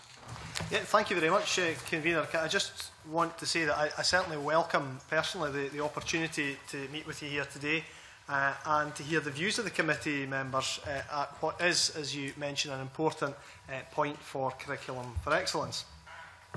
I think it's important to say that it's some time now since the committee last discussed Curriculum for Excellence, and it's a very helpful opportunity that we have, that you've chosen to use one of your evidence sessions in this way. And quite rightly, the last evidence session was around the needs of teachers and the important role that government has in listening to those needs. Perhaps I want to begin by bringing the discussion and focusing the discussion around the thing that teachers are interested in, which is, of course, the interests of young people, and perhaps say something about why we're doing all this as well. This is, of course, a critical year in the delivery of CFE, and the first learners are now in the senior phase, and many of them will be taking the new national qualifications, as you've heard. And I had the pleasure recently to hear from a group of S4 pupils at Dumbarton Academy who were very positive and well prepared. And they were clearly rising to the challenge and excited to be at the forefront of what everybody, I believe, so far has acknowledged as a time of change. And I'm grateful for the opportunity to reassure the committee on the progress made and the support that is available. I'll be pleased, of course, to answer your questions. But first of all, I would like to make a few remarks. And I want to say that I think we all share the vision that Scotland should be the best place to go to school. I think we all want each child to enjoy an education that encourages them to be the most successful they can be and provides them with a full passport to the future. So we need to be clear of our vision and leadership for that, from national politicians of all parties, from local authorities, from schools, and from each individual teacher working in the classroom. It is one of the great strengths, I believe, of our approach in Scotland that we have, by and large, maintained consensus around the principles of Curriculum for Excellence. It was begun under the previous Labour Liberal Democrat coalition, continued since 2007 by this government, with all major stakeholders supportive of the general direction of travel, and this, I believe, puts us in a considerably stronger place than some other countries. Curriculum for Excellence is improving Scottish education and has received wide-ranging support since its inception over the course of the last 10 years. We are now, I believe, almost at the point where we can stop self-consciously badging all of this as CFE. As of 2016, it will simply be the way that we deliver 3 to 18 education in Scotland. And it's all aligned with our approach to early years, getting it right for every child, and of course the recommendations of the Wood Commission. Now, I spend a lot of time travelling across Scotland and visit schools on a regular basis, and I'm sure you all do as well. And there's excellent work going on, but this would obviously not be possible without the clear dedication of teachers, and so we take, and I take very seriously, any points raised around support and workload. I also meet with employers, parents, colleges and universities, and we've worked closely with all of these key stakeholders to help them develop a greater understanding of the benefits of CFE. As the first round of the new qualifications approaches, we have an increased level of engagement to ensure awareness of all these changes. Now, I understand that there are teachers who have some anxiety as we move towards the end of S4 and the assessments and examinations become real live activities. I believe that this is because we have, and I want to stress this, an exceptional teaching profession in Scotland, one that cares deeply about the best outcomes for their young people, and I recognise that this anxiety is born of their commitment to do the best they can and ensure that young people in S4 do the best that they can. And I readily accept that change, and change has been referred to a lot in the previous session, I readily accept that change on this scale has represented very considerable work for teachers, but we have never been complacent about the need to support teachers in doing it. And so we have been sensitive to the need to support teachers through this process, listening to the views they express and acting responsibly and responsively to them. We already have put in place an unprecedented level of support, both nationally and locally. We value the close partnership with all directors of education to be able to do all this, and we work closely with the EIS SSTA, School Leaders Scotland and the other professional associations in order to understand the questions that they raise and, more importantly, to do something about them. All national support from SQA and Education Scotland has been provided either on or before schedule, and in response to teacher feedback, in some cases support has been fast-tracked, as SQA did when it brought forward the first phase of assessment support materials.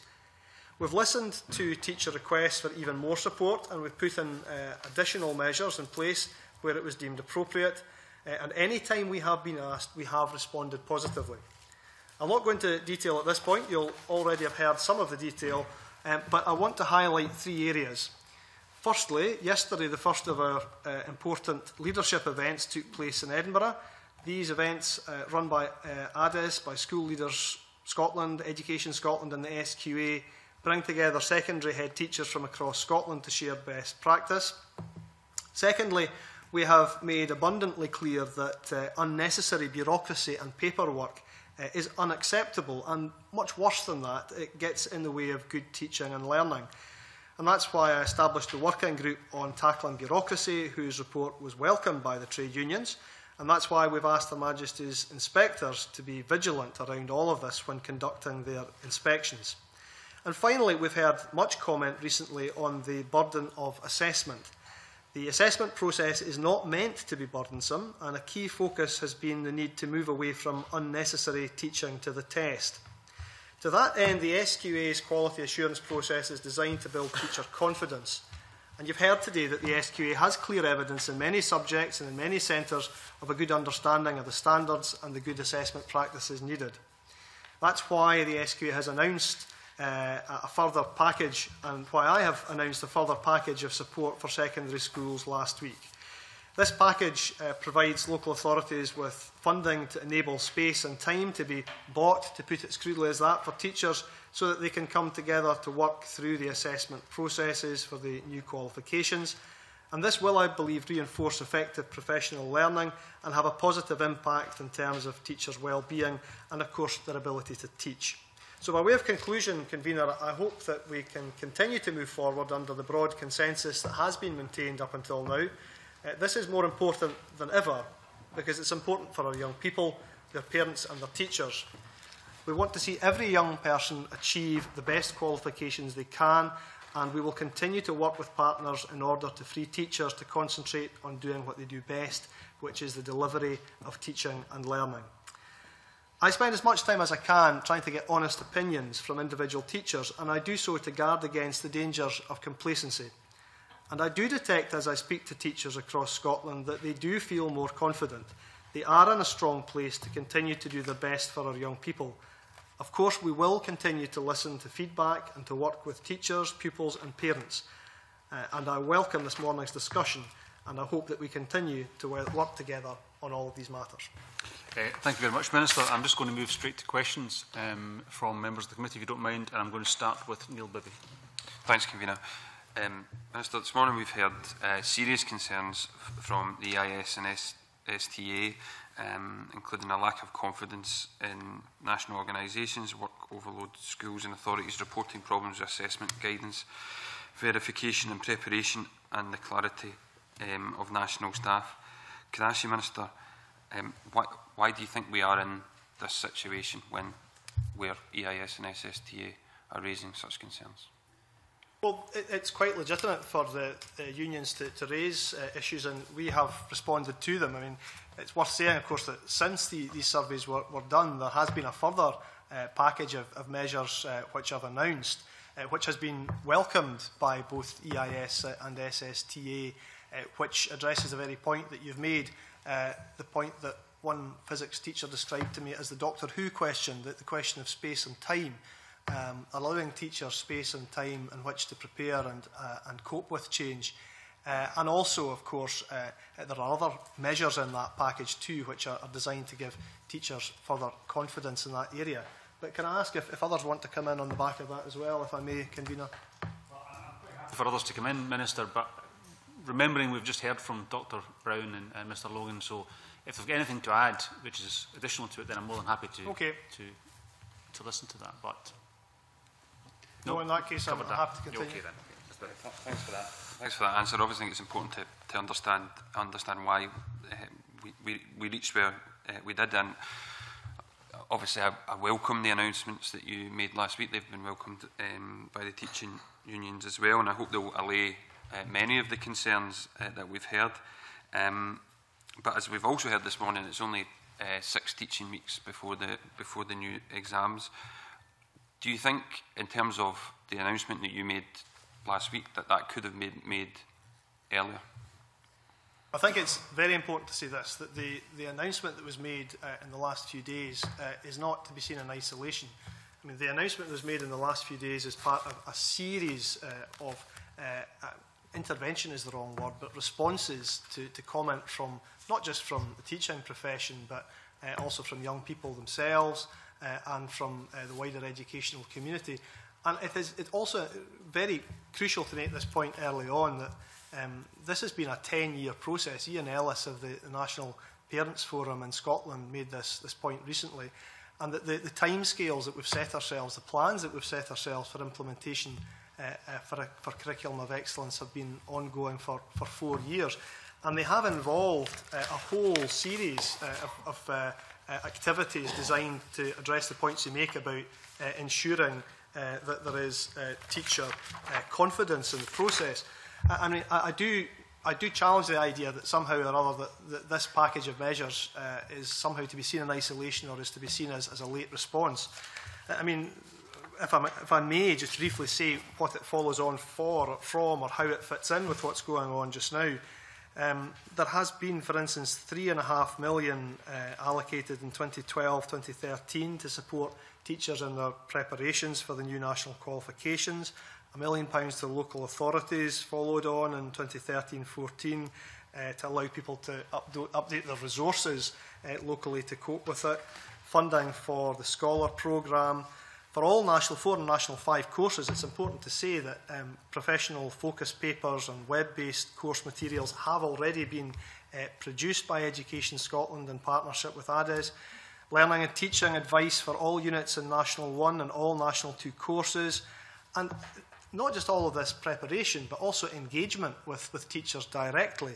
140 SQA subject-specific implementation events covering National 1 to 5, 3 packages of unit assessment for support for National 2 to 5, and many of these have been fast-tracked because of responses from teachers and the views from teachers.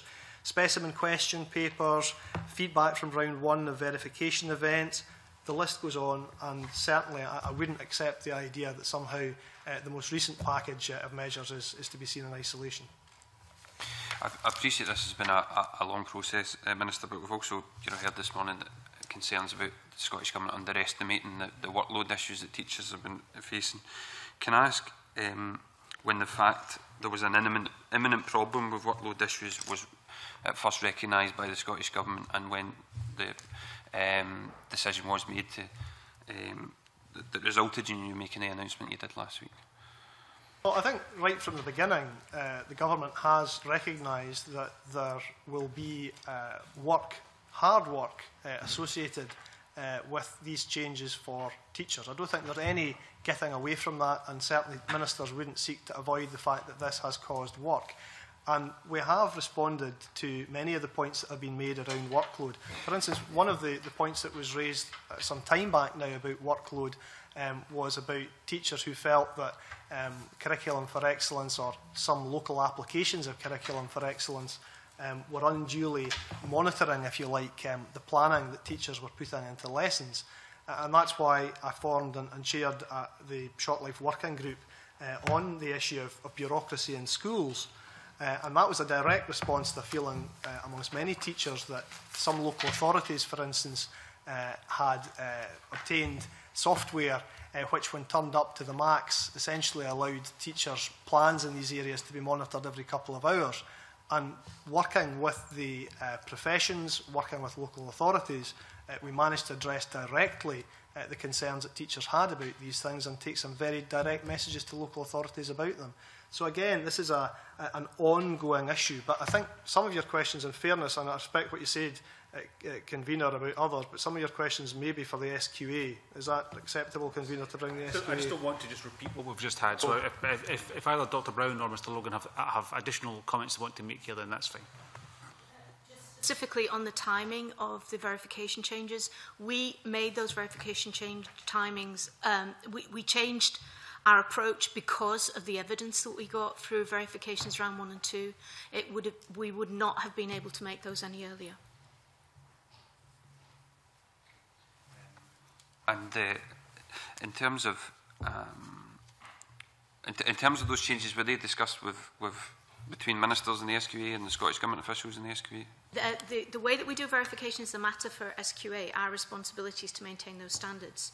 So what we did was we took the feedback, as we said this morning, from both our verification rounds, but also from the feedback that we were getting from teachers, looked at what we needed to do to maintain the standard, and that is the approach that we've taken. We then shared our decision with ministers. Prior to the announcement being made? Well, yes, because it was included in the... Okay. Can I just... We've also heard concerns about supply teachers to cover for teachers undertaking development work. Can I ask you, Minister, why you think this is the case and what action the Scottish Government is doing to address the issue of supply teaching? Well, obviously there's been ongoing negotiations with the trade unions about issues around supply. But we recognise some of the issues that were brought to us about availability of supply teachers, and changes have been proposed for the pay arrangements for supply teachers, which I certainly hope will go some way if the unions are about to ballot, and of course some of the deal that's been put together subject to what their members think. I hope that will address some of the issues that have been raised about supply. But just to pick up on a point that you were making there about involving the teaching profession and the decisions that are made about the implementation of curriculum for excellence, I think it is an important point just to say something about the management board for CFE. I heard one of your previous witnesses, Larry Flanagan, say we were all complicit in CFE as politicians.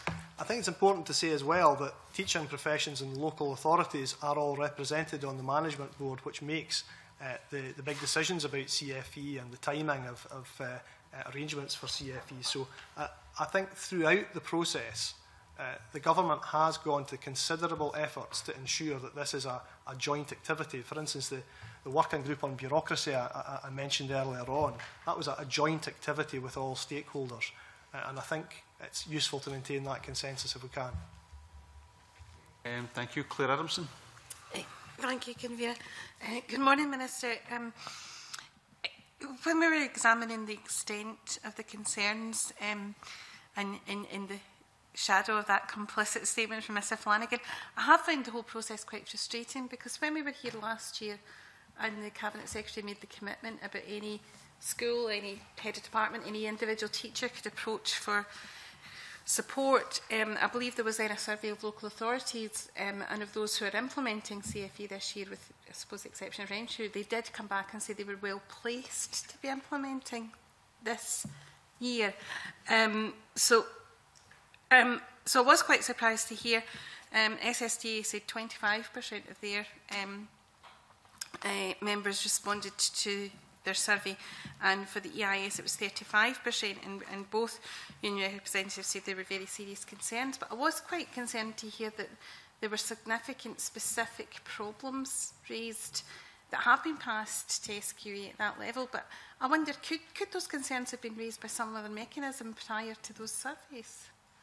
Well, again, I would have to let the SQA speak for themselves about that, with your permission, Convener. But in terms of the whole issue of responding to concerns that exist, the commitments that were made stand. And for instance, the commitment has all along been made that any teacher, any school which has concerns about the implementation of CFE can make that concern known.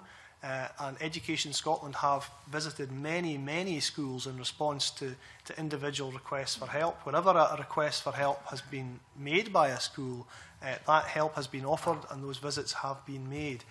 With respect, Convener, I would have to defer to the SQA if you're asking about their timetables.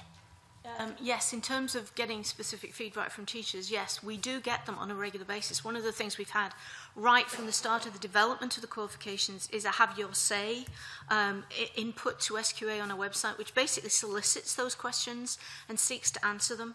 So yes, it's absolutely essential that we do that. But we will take any question from wherever we can get it, and we need to respond to it. We need to understand the reasons behind it, as we've discussed in the previous session, and then actually address that root cause. Liam MacArthur.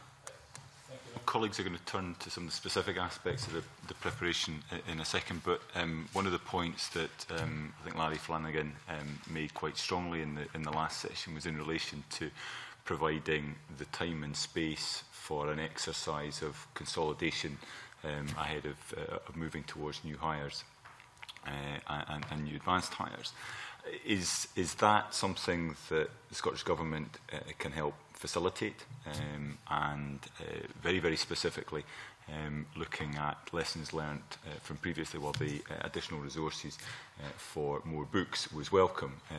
Mr Flanagan was making the point that if you divvy that up by per capita, in some instances it left schools or local authorities short of the books that they require, and the plea was made that in particular is one of the lessons that need to be learned looking ahead to the new hires. But is the notion of some form of taking stock exercise early this summer something that you are minded to support? Well, obviously, as I mentioned, the Management Board, if you like, is an ongoing rolling review of the whole process of the implementation of Curriculum for Excellence. And, for instance, you asked about the new hires. We have listened to teachers in that area. I mean, teachers expressed to us a keenness to have a moment to pause, to think about the new hires. Part of the reason for the extra in-service day that's been announced, and indeed the extra space that's being freed up, is to allow teachers that time to reflect on the new hires for next year. So yes, the Management Board does continually reflect on these things, but I want to make one point as well, and I think it's an important one, which is that this has been, as I mentioned, a very long process. We are now approaching the diet of exams. We will learn, we will review, we will keep in touch with teachers, but there is no prospect of a change in course as we approach these exams. Sorry, for the avoidance of doubt, I don't think that certainly wasn't the point I was making, and without putting words in Larry Flanagan's mouth, I don't think that's what he was suggesting either. But I think what he was indicating was that many of the lessons that are being learned in relation to this first diet in National 4 and 5 provide precisely the lessons that would need to be learned in the subsequent rollout. So it's not about stopping beyond the statements made by the Cabinet Secretary in relation to individual courses and professional involvement in decisions around that, but actually that there is a taking stock exercise that could valuably be done probably around June, maybe even early July. Well, I understand your point, and I think that rather than us having some date in mind when there will be a taking stock exercise, I just want to reiterate that the taking stock goes on all the time, and that also we are very determined that this is a process of continual improvement, and we want to see Scottish education get better year on year. But we certainly are confident that because the professions and local authorities are brought into this process, that process of review goes on all the time. Thanks very much. At the SQA, and we talked this morning about support for examination preparation, and the SQA said that they were currently identifying questions from standard grade and intermediate 2, which could be used for practice in the new national exams. However, Mr Flanagan said that we should have practice papers that were based on the National 5 course itself. Do you think the SQA are correct in sticking to this idea of identifying questions from standard grade and intermediate 2 for the practice papers? Well, again, I'll have to, some of the specific questions about specific exams, I'll have to pass on to the SQA with permission. But what I want to say about sample papers or the provision of sample papers is that, again, throughout quite early on in the process, we responded to the quite reasonable demand that there was for sample papers. Obviously, in a new exam where there aren't a bank of past papers available, we responded to the demand for sample papers, and we've made those available and recognised them as an important part of the process. Specimen papers on hire will be published by the end of next month, so we're already thinking about the process of specimen papers for the hire, as well as what we've provided for the National Fives. Just another... I think Janet Brown has something she wants to add. Can I just say that the specimen question paper for hire will come out at the end of February, so it's due out at the end of this week. So that will be something for teachers to be able to grab hold of and look at, knowing that the courses start straight after the finish of the exam cycle. I'm getting a bit confused now. Will there be sample papers available for pupils to use or not? It seemed to be earlier that wasn't the case, and now we seem to be saying that is the case. There is one sample question paper that was published for all National 1 to 5 courses, where there was a paper, which is basically National 5, and there will be a paper for the higher course, which will be published by the end of this month. No, Joan, sorry, on you.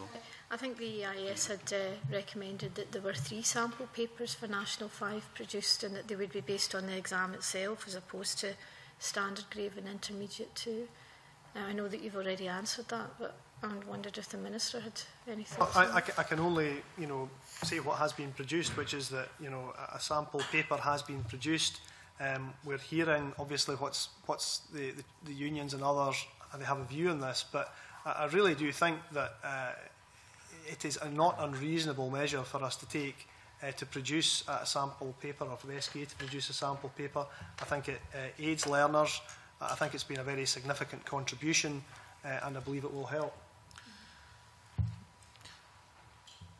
Sorry, I was just going to add to that the course notes and materials for these courses was produced by Education Scotland in April 2013, and they contain messages about learning, teaching and assessment, and this change of approach so that there's ongoing assessment of progress, and it's not just about the examination as part of the qualifications. I think it's important to note that teachers have had these practical course notes which aim to bring learning, teaching and assessment together since that point.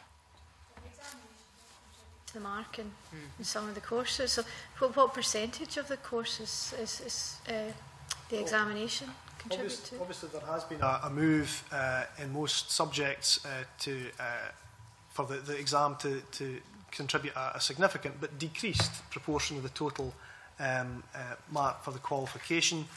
National 4s, for instance, are entirely internally assessed. But externally assessed exams are still a significant but lesser proportion of exams in National 5. We don't take away from the importance and indeed the pressures that young people have in preparing for those exams. Thank you. Neil? Just to quickly follow up on that point, I mean, I think we all are aware of the importance of practice papers and example papers, but as Joe McAlpine rightly said, we heard a call from Larry Flanagan in the EIS to have 3 example papers as a matter of urgency. That's not going to be the case. Is that being ruled out? The Management Board and the group that respond to requests from unions continually look at these requests. I'm happy to see a proposal around that. Obviously, it would have to be something that was done with some alacrity. But I would emphasise the fact that this is a process which has been planned and which is now getting very near its conclusion. But if the unions wish to come and meet me about that, I'm more than happy to meet them.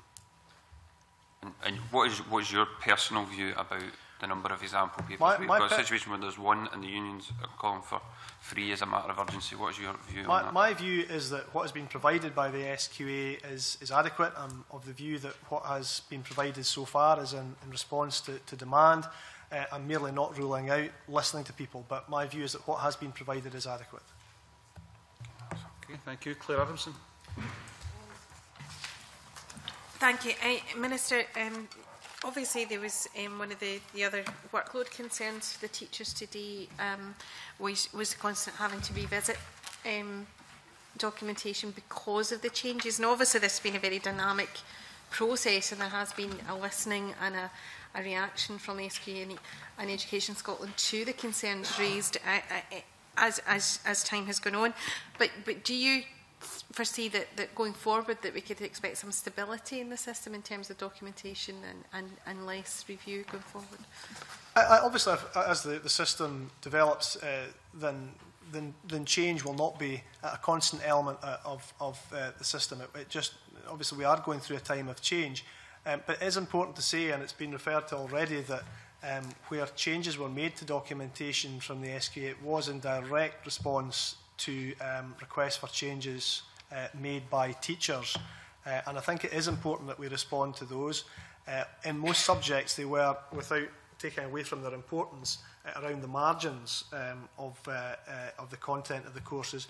But the other thing to be said as well, and needs to be stressed all the time, is that this is a process which is designed in the future to free teachers up from what they have, I think, rightly considered in the past to be an overly prescriptive system. So there will never be a point where either the SQA or the government offer to write teachers lessons for them. I know they're not asking for that, and they wouldn't thank us for it if we did, but it's important for people to understand that there will not be that level of prescription from the centre. What there has been a process, there's been a dialogue around some of the material from the SQA, but as I say, the changes have been made in response to requests from teachers, and I think it would have been unusual for us not to respond, given the degree to which teachers have been involved in this process. It would have been unusual for us not to have responded. I say us, but again, it is the SQA here who may have something to say about that. Yeah, one of the things, again, we've done right from the start of the development of the qualifications is try and be as open, as transparent as possible. Historically, I think qualifications have been developed behind a wall and then they just magically appear at some point. What we decided to do this year is bring together a whole group of people. There were about 1,000 people involved in the development of the qualifications. And as we developed the thinking, we published that. Now, publishing draft documents for some people is very comforting because they see what's going on. For other people, it is concerning because it's going to change. So it is that balance between sharing, being open and being transparent. And since the documentation has been published, we have received feedback that says, we'd like you to look at this again, we've done that, we've modified it. And I think that is what we needed to do. We do, however, need to move to the point that we say, okay, this is the definitive document, and we will be doing that, and we will definitely do it. With the caveat that says these should be evolving. We should be responding to the changes in the environment around us in the education system. As we go into hires, one of the things we have learnt is that we need to be clearer in terms of the changes. So that's one of the things that we are embedding in the nature of the documentation that's going up on the website. But it is that balance between responding and making the changes, being clear what we've done, to the point of stability that we can then set. Yes. Question. Obviously, today's session, while absolutely taking on board the concerns that have been raised by the unions in this area, we also are very keen that the message gets out to parents and pupils who are sitting their exams that there's a good news story there, and the extra support I think have been very welcomed by parents. But the representative from the SSTA said that it was a significant change and there was a mindset change required that hadn't been achieved. And I know we've talked about a lot of the support that's been given in Scotland, but the question that hasn't been asked is there any geographic pockets of concern, or are the concerns general across the whole of Scotland, or are some local authorities performing much better than others in implementation? I certainly haven't established any geographic trend in this matter. I think what has happened, and with your permission, I'll allow Education Scotland to give more information on this, but what has happened is that where there have been specific requests for assistance, whether it be with a department or a subject, with more than one department in a school, around any aspect of the implementation of the new exams, Education Scotland has made a visit. I think there have been around 90 or so such visits in recent weeks, but I don't believe they've had any geographic bias, particularly around the country. And you may be able to say if they have or not. Thanks very much. Yes, I mean, we continue to work with schools, as I outlined earlier, across Scotland, and there is a varied picture. You know, there is not one area that perhaps would stand out. I think the important point is that we provide the tailored support to different local authorities and schools, and we've got new partnership agreements with a number of local authorities which specify specific curriculum areas, for example, or specific stages of the learner journey where local authorities would like to work with us. And we've also had local authorities sharing their materials. So 21, for example, of the local authorities have shared course notes, which we've also published alongside our own. So there's a strong spirit of collaboration and of working together in order to improve and to implement the qualifications. Also, our leaflet with the National Parent Forum and other partners on Great Learning attempts to explain to parents in plain English the changes and outlines what it might mean for 5 different young people in Scotland who are taking different paths. And we want to continue to encourage schools and partners to use the Great Learning leaflet and the materials to help parents to understand the changes and to be reassured that standards will be higher than ever before, and that we want young people to be prepared for learning life and work better than they ever have been before.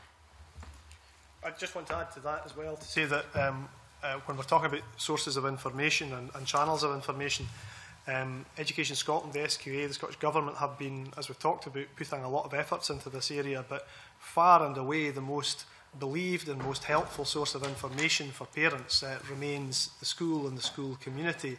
And a lot of the work has gone into supporting schools to make sure that information is coming out directly from schools.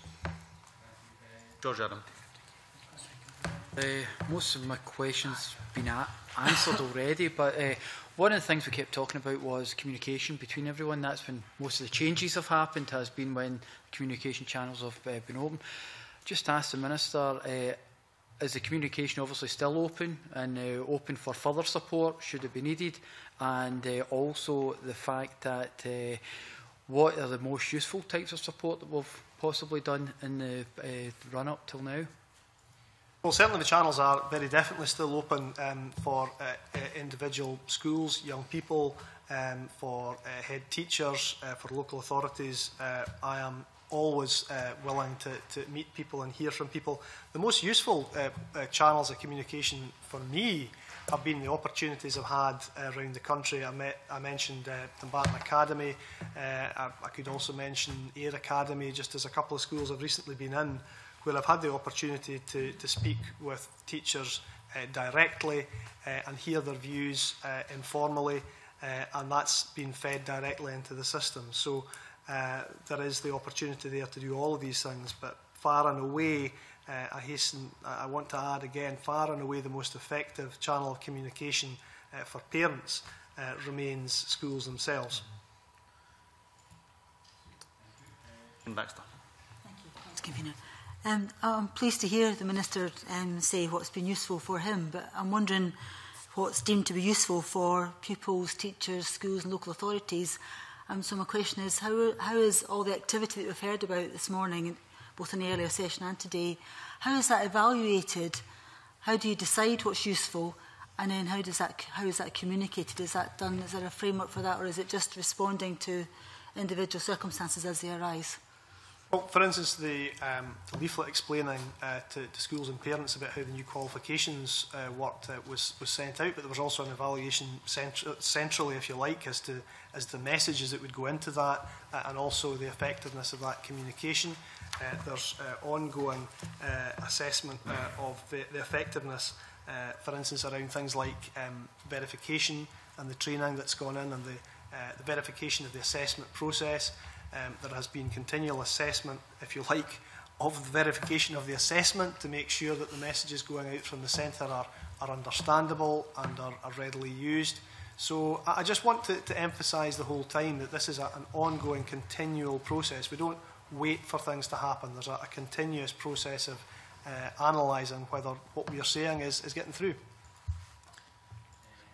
Walter Brown, did you indicate you wanted to? You're happy there, okay.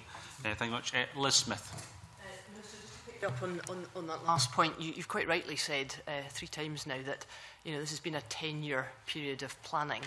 Could I just ask you, why do you feel that we have a paper from SPICE, and we've also got responses from the witnesses this morning, that there are still significant problems at this stage? Well, some of the issues that have been outlined, as I say, have been outlined by the unions and others prior to the most recent intervention, if you want to call it that. The package of measures that has been put in terms of time and space for teachers, in terms of some of the contact that there's directly been between Education in Scotland and schools, some of the hundreds of visits that or the hundreds of people involved in visits to schools. And I do believe that it would be wrong of any government in this situation to shy away from the fact that this is a time of great change and will involve a great deal of work and in some cases stress for teachers. But the point I'm making is that at every stage we've, I hope, responded to those calls. Would you accept the issues that were raised earlier in the first session about the extent of the assessment, particularly for National 5? That that's very clearly coming across, I think, as the crux of the problem in the National 5 setup, that some of the assessment that teachers are having to prepare for could be interpreted as unnecessary for some pupils, because obviously it's all going to be put onto or a lot of it's going to be put into the last assessment. With hindsight, do you think in the future that you could reduce the extent of the assessment burden, which has obviously created an awful lot of the bureaucracy, and also try to ensure that, as I say, that in a parent's mind they see some subjects doing something very differently from other subjects, perhaps with good academic reason, but that's not come across to them as something that has got that robustness behind it?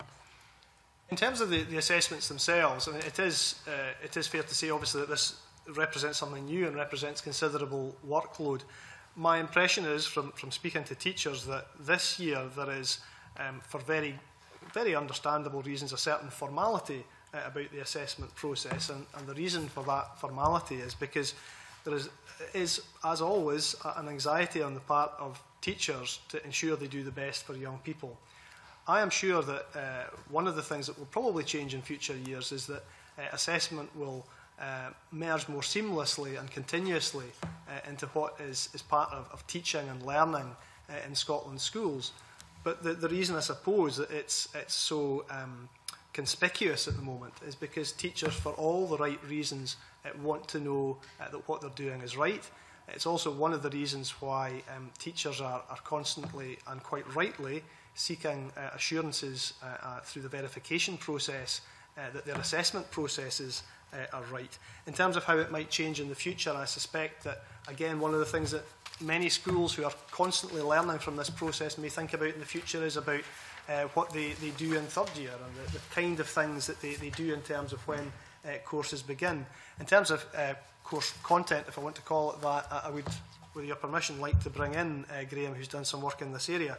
But I just want to reassure you about those 2 points you've made. In terms of the diversity of approach between different subjects in different schools, I would also want to say that that is one of the things that, as I think you will probably agree, is that it is a good thing for teachers to have that autonomy. Minister, I think it's about professional judgment. I mean, I think that teachers desperately want to be assured that their professional judgment is the key thing that will determine what is the appropriate assessment. And in National 5, I think we've seen concerns about the extent of that assessment. And I'm sure Colin Beattie will refer to the issue that we've got with the hire, where 9 local authorities apparently seem to have not gone with professional judgment from teachers when it comes to making the decision about whether you introduce a blanket. I think it's that kind of concern. So if I could just ask you in the future to absolutely guarantee that it will be the professional judgment that will determine what's best for young people. You're asking about local authorities with regard to the hire. I mean, I'll address your more general point, but with regard to that professional judgment when it comes to the hires, I should be quite clear about this. The consensus is, and it's something that's been said by local authorities, it's been said by the teaching profession, the consensus is that the natural option for students will be this year, or this coming year, the new hires, simply because they are the obvious thing to do at the time of other curricular changes. But we have said that we want to allow flexibility, and where there are reasons which are in the interests of young people, to stick with the current hires for those in those unusual circumstances, then we will allow that to happen. But, and this comes back to your point about professional judgment, what we have said is that the decision to go for the existing rather than the new hire, it doesn't just come down to the teacher, and it doesn't just come down to the school.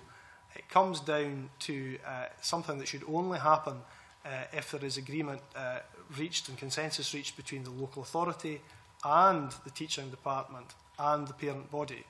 And that's why there will be examples where that discussion has to be had and that discussion may not be reached. But I think it's important to say that no party has a veto in this.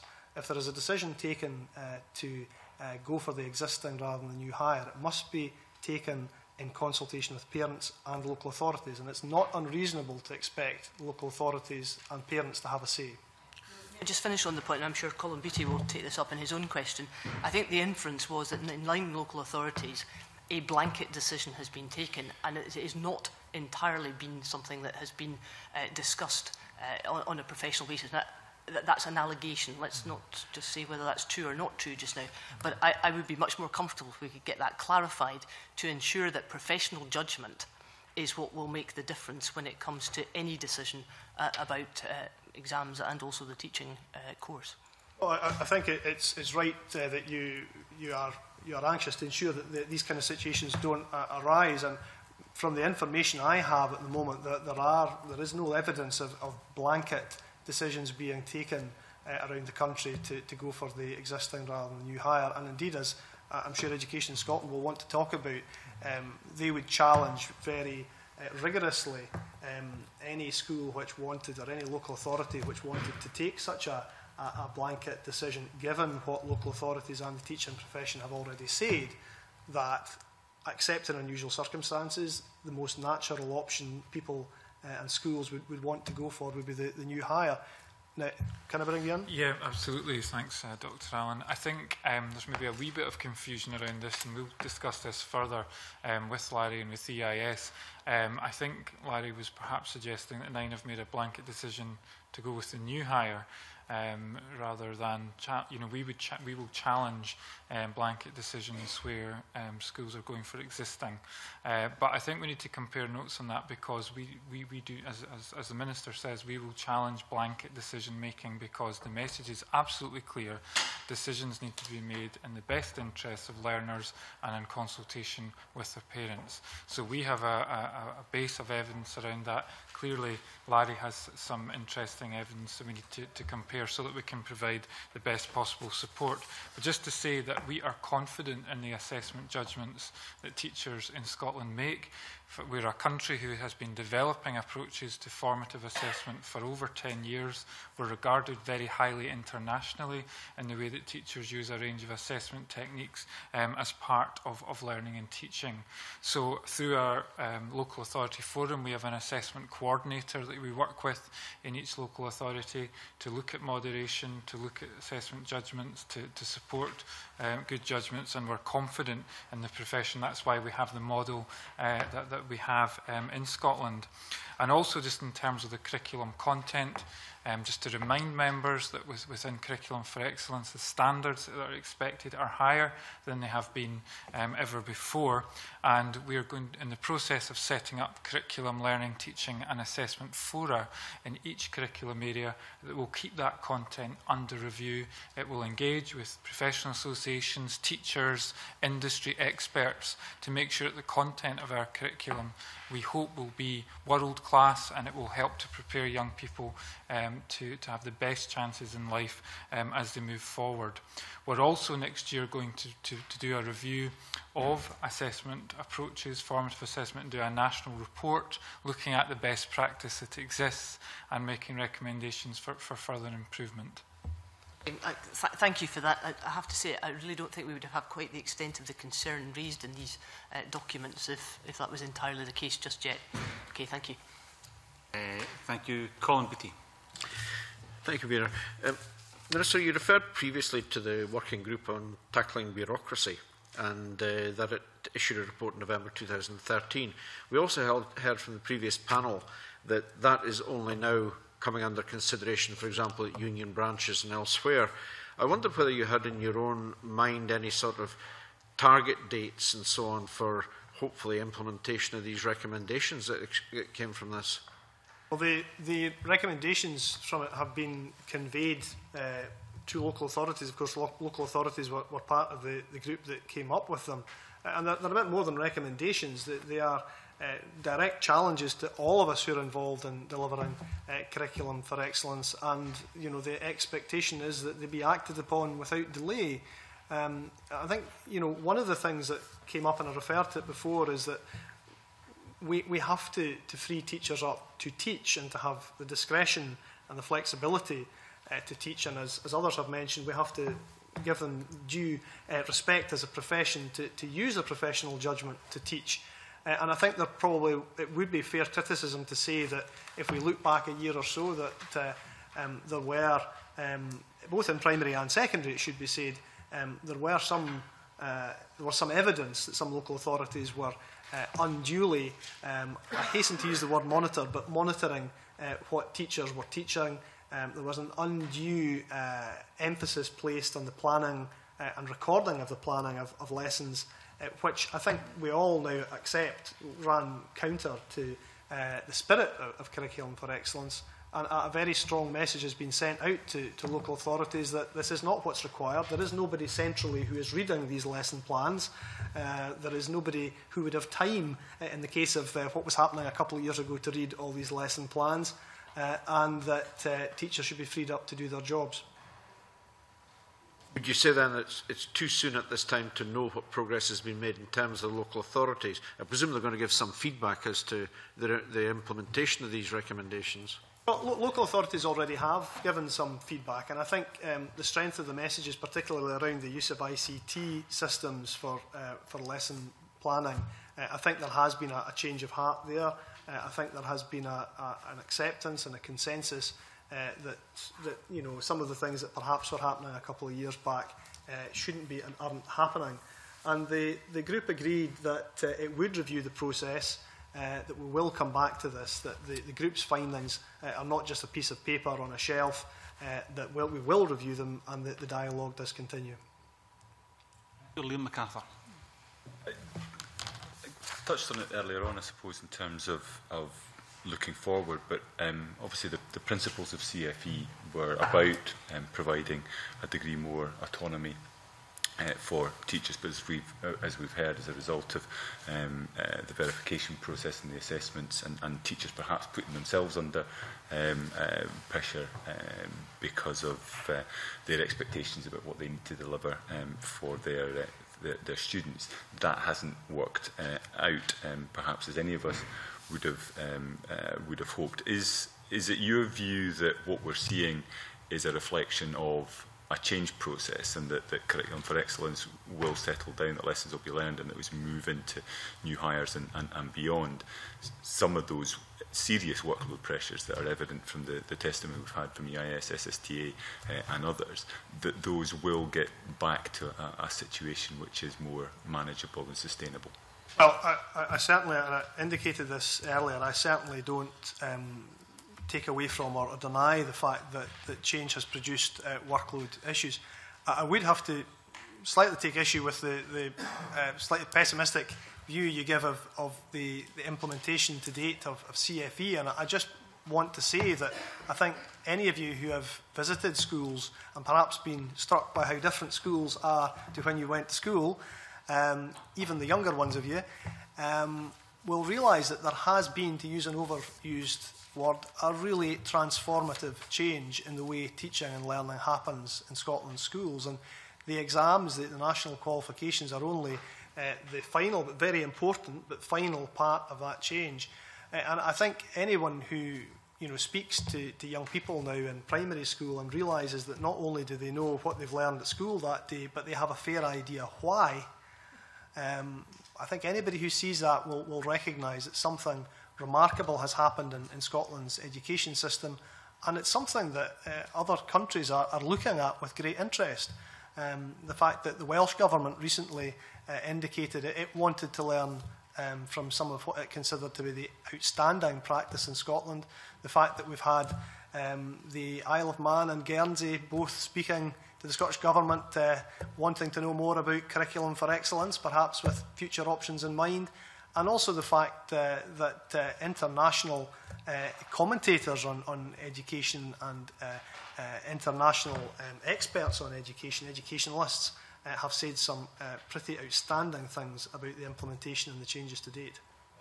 With respect, I don't think I was calling into question the journey we were on, and it doesn't surprise me at all that others are looking at curriculum for excellence as a model perhaps that they would look to implement. They, of course, will have the benefit of being able to learn from the lessons that we ourselves are learning from. But I think it was more a reflection of the feedback EIS and SSTA had to their recent survey, which they both indicated was unprecedented. And I would acknowledge the announcement made last week in response to some of the concerns being raised through that process. But I think what I was driving at was whether or not some of those workload pressure issues, are those, to your mind, a reflection of the fact that we're reaching this key pinch point in terms of the first diet of examinations, and that you are confident that learning the lessons that need to be learned as we progress further, we shouldn't see this happening on an annual basis over the next 2 years with the rollout of new hires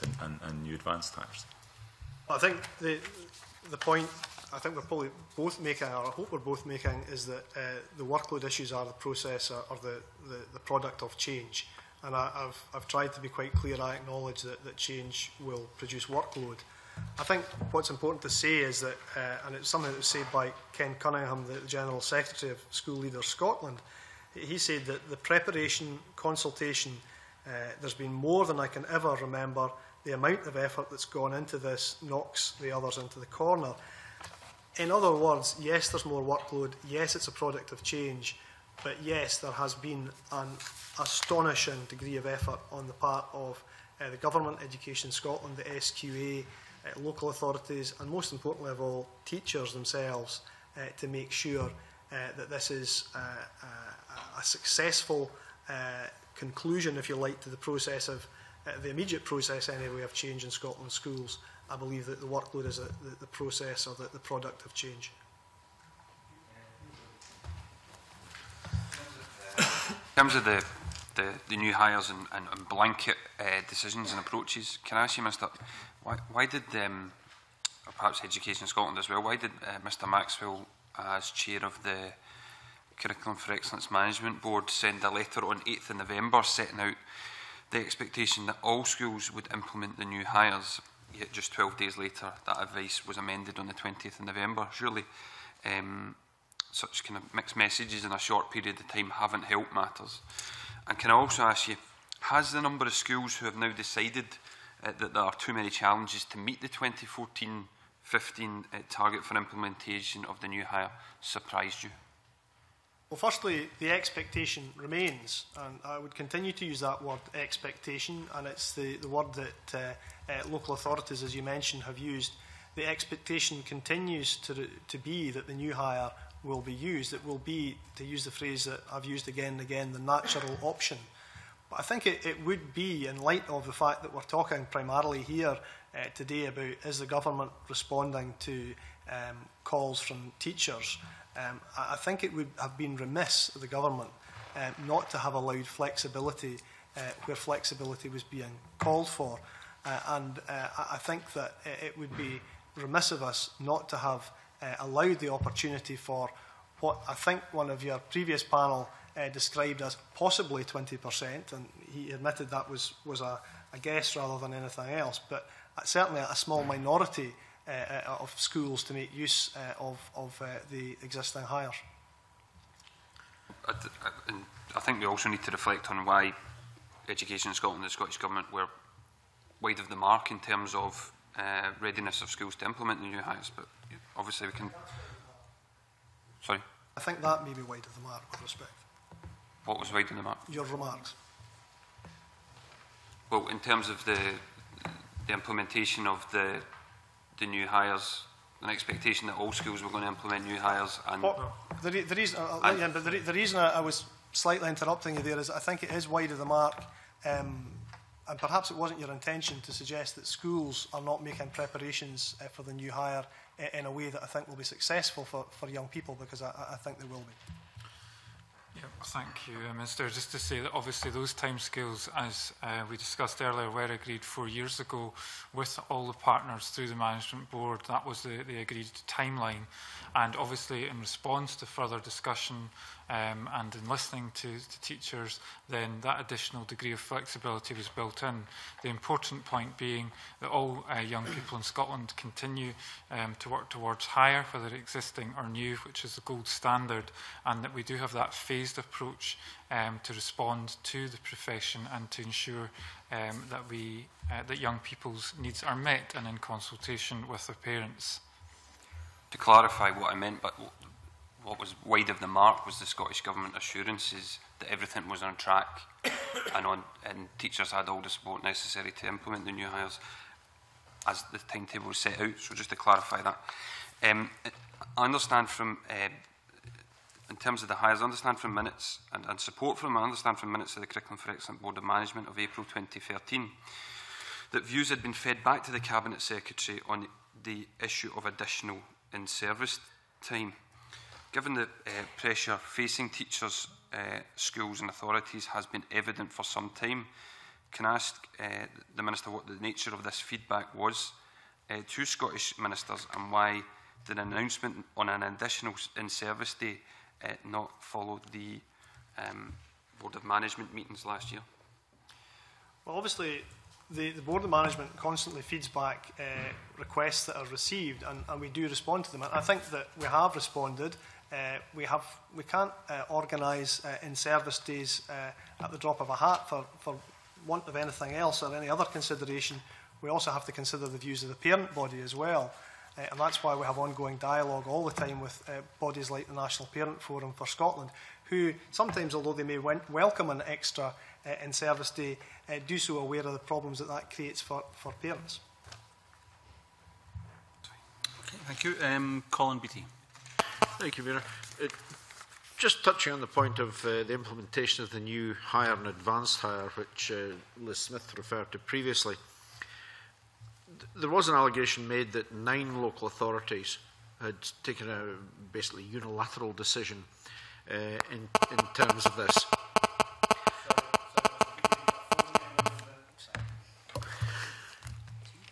Not for the first time.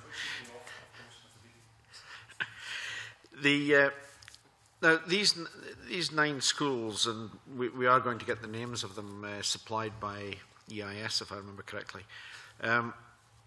What would your expectation in terms of consultation locally be in regard to that? Would you expect the local authority, head teachers, unions, as a group to make that decision? Well, I should be clear. I'm always willing to look at evidence, and certainly, I would be more than willing to look at any evidence which may be presented on this issue. But our evidence and Education Scotland's evidence is that there are not at present schools taking blanket decisions about these matters. In terms of how the decisions should be taken, the government has been publicly very clear about this, that a decision to use the existing rather than the new hire firstly shouldn't be taken on a blanket basis across a school, but it should be taken in consultation with the local authority, the relevant teachers and the parent body in the school.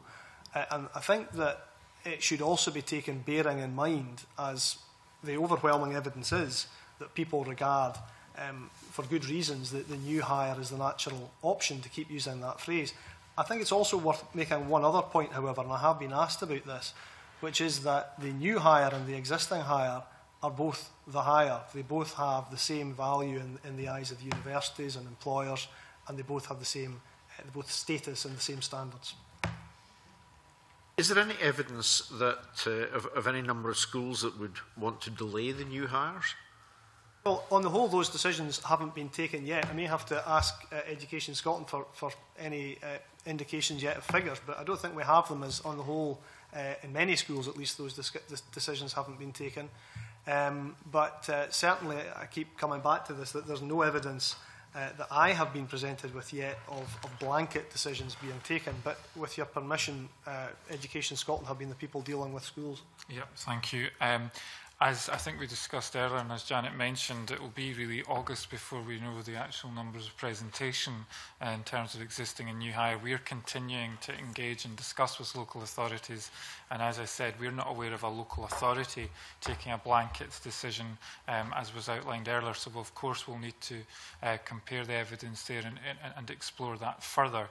And it would also be worth members being aware, as I said earlier, that ADES has actually produced a position statement around this, around the expectation, as the Minister outlined, for progression to the new hire, but also acknowledging the position that decisions can be taken based on the best interests of young people and in consultation with their parents. But we'll continue to support that discussion, and as I said also, a lot of schools or departments haven't yet made the decision, and priority for us at Education Scotland has been the production of our new hire course materials. Over 50% of those have already been published ahead of time, and the rest will be there by the end of March, which we hope will reassure teachers that the best natural progression from National 5 is into new hire. And I think in some cases it would be fair to say that it could actually be more work to try and move from National 5 into the existing hire because of the progression routes that exist with the new qualifications. Jane Baxter. I'm wondering if the Minister would like to comment on Education Scotland's remarks about the fact that teachers may be putting themselves under pressure because they're aiming for the highest possible professional standards. Or would he agree with me that it's down to all of us to help to support teachers through what is, without doubt, a period of major change? I don't think there's any disagreement between ourselves or between either of us and Education Scotland on that. I think, as I've indicated and other people have indicated, that teachers in Scotland, we're very fortunate to have a teaching profession which is not only so highly educated, but which operates to such high professional standards.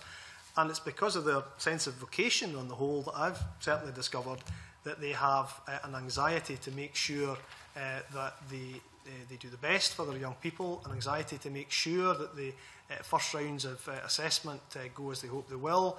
And we do, certainly all of us across the parties and across the different agencies, have a duty to support them in what they do. Thank you. Arthur, did you have a...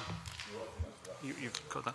Okay, thank you very much. Minister, could I just finish on one question? The purpose of today was to hopefully provide reassurance to both pupils and parents about the examination system, the new examination system they're about to face. Can you reassure parents and pupils that the examination system will go ahead as planned and will be implemented smoothly and successfully?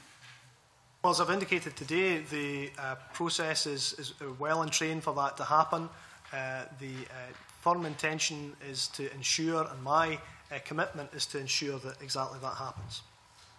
Thank you very much for your evidence today. We are most grateful for you taking the time to come to committee today. Before I close the meeting, can I just put on the public record my thanks, and I'm sure the rest of the committee's thanks, to Liz Smith. This is our final meeting of the Education Committee. Liz has been with us since 2011, of course was on the predecessor committee since 2007, so has considerable experience on the committee, and we thank her very much for all her efforts over these years, and I'm sure Liz will go on to be equally successful on whichever other committees she now moves to. So thank you very much, Liz, for your efforts. That concludes our meeting today, so I close the meeting. Thank you.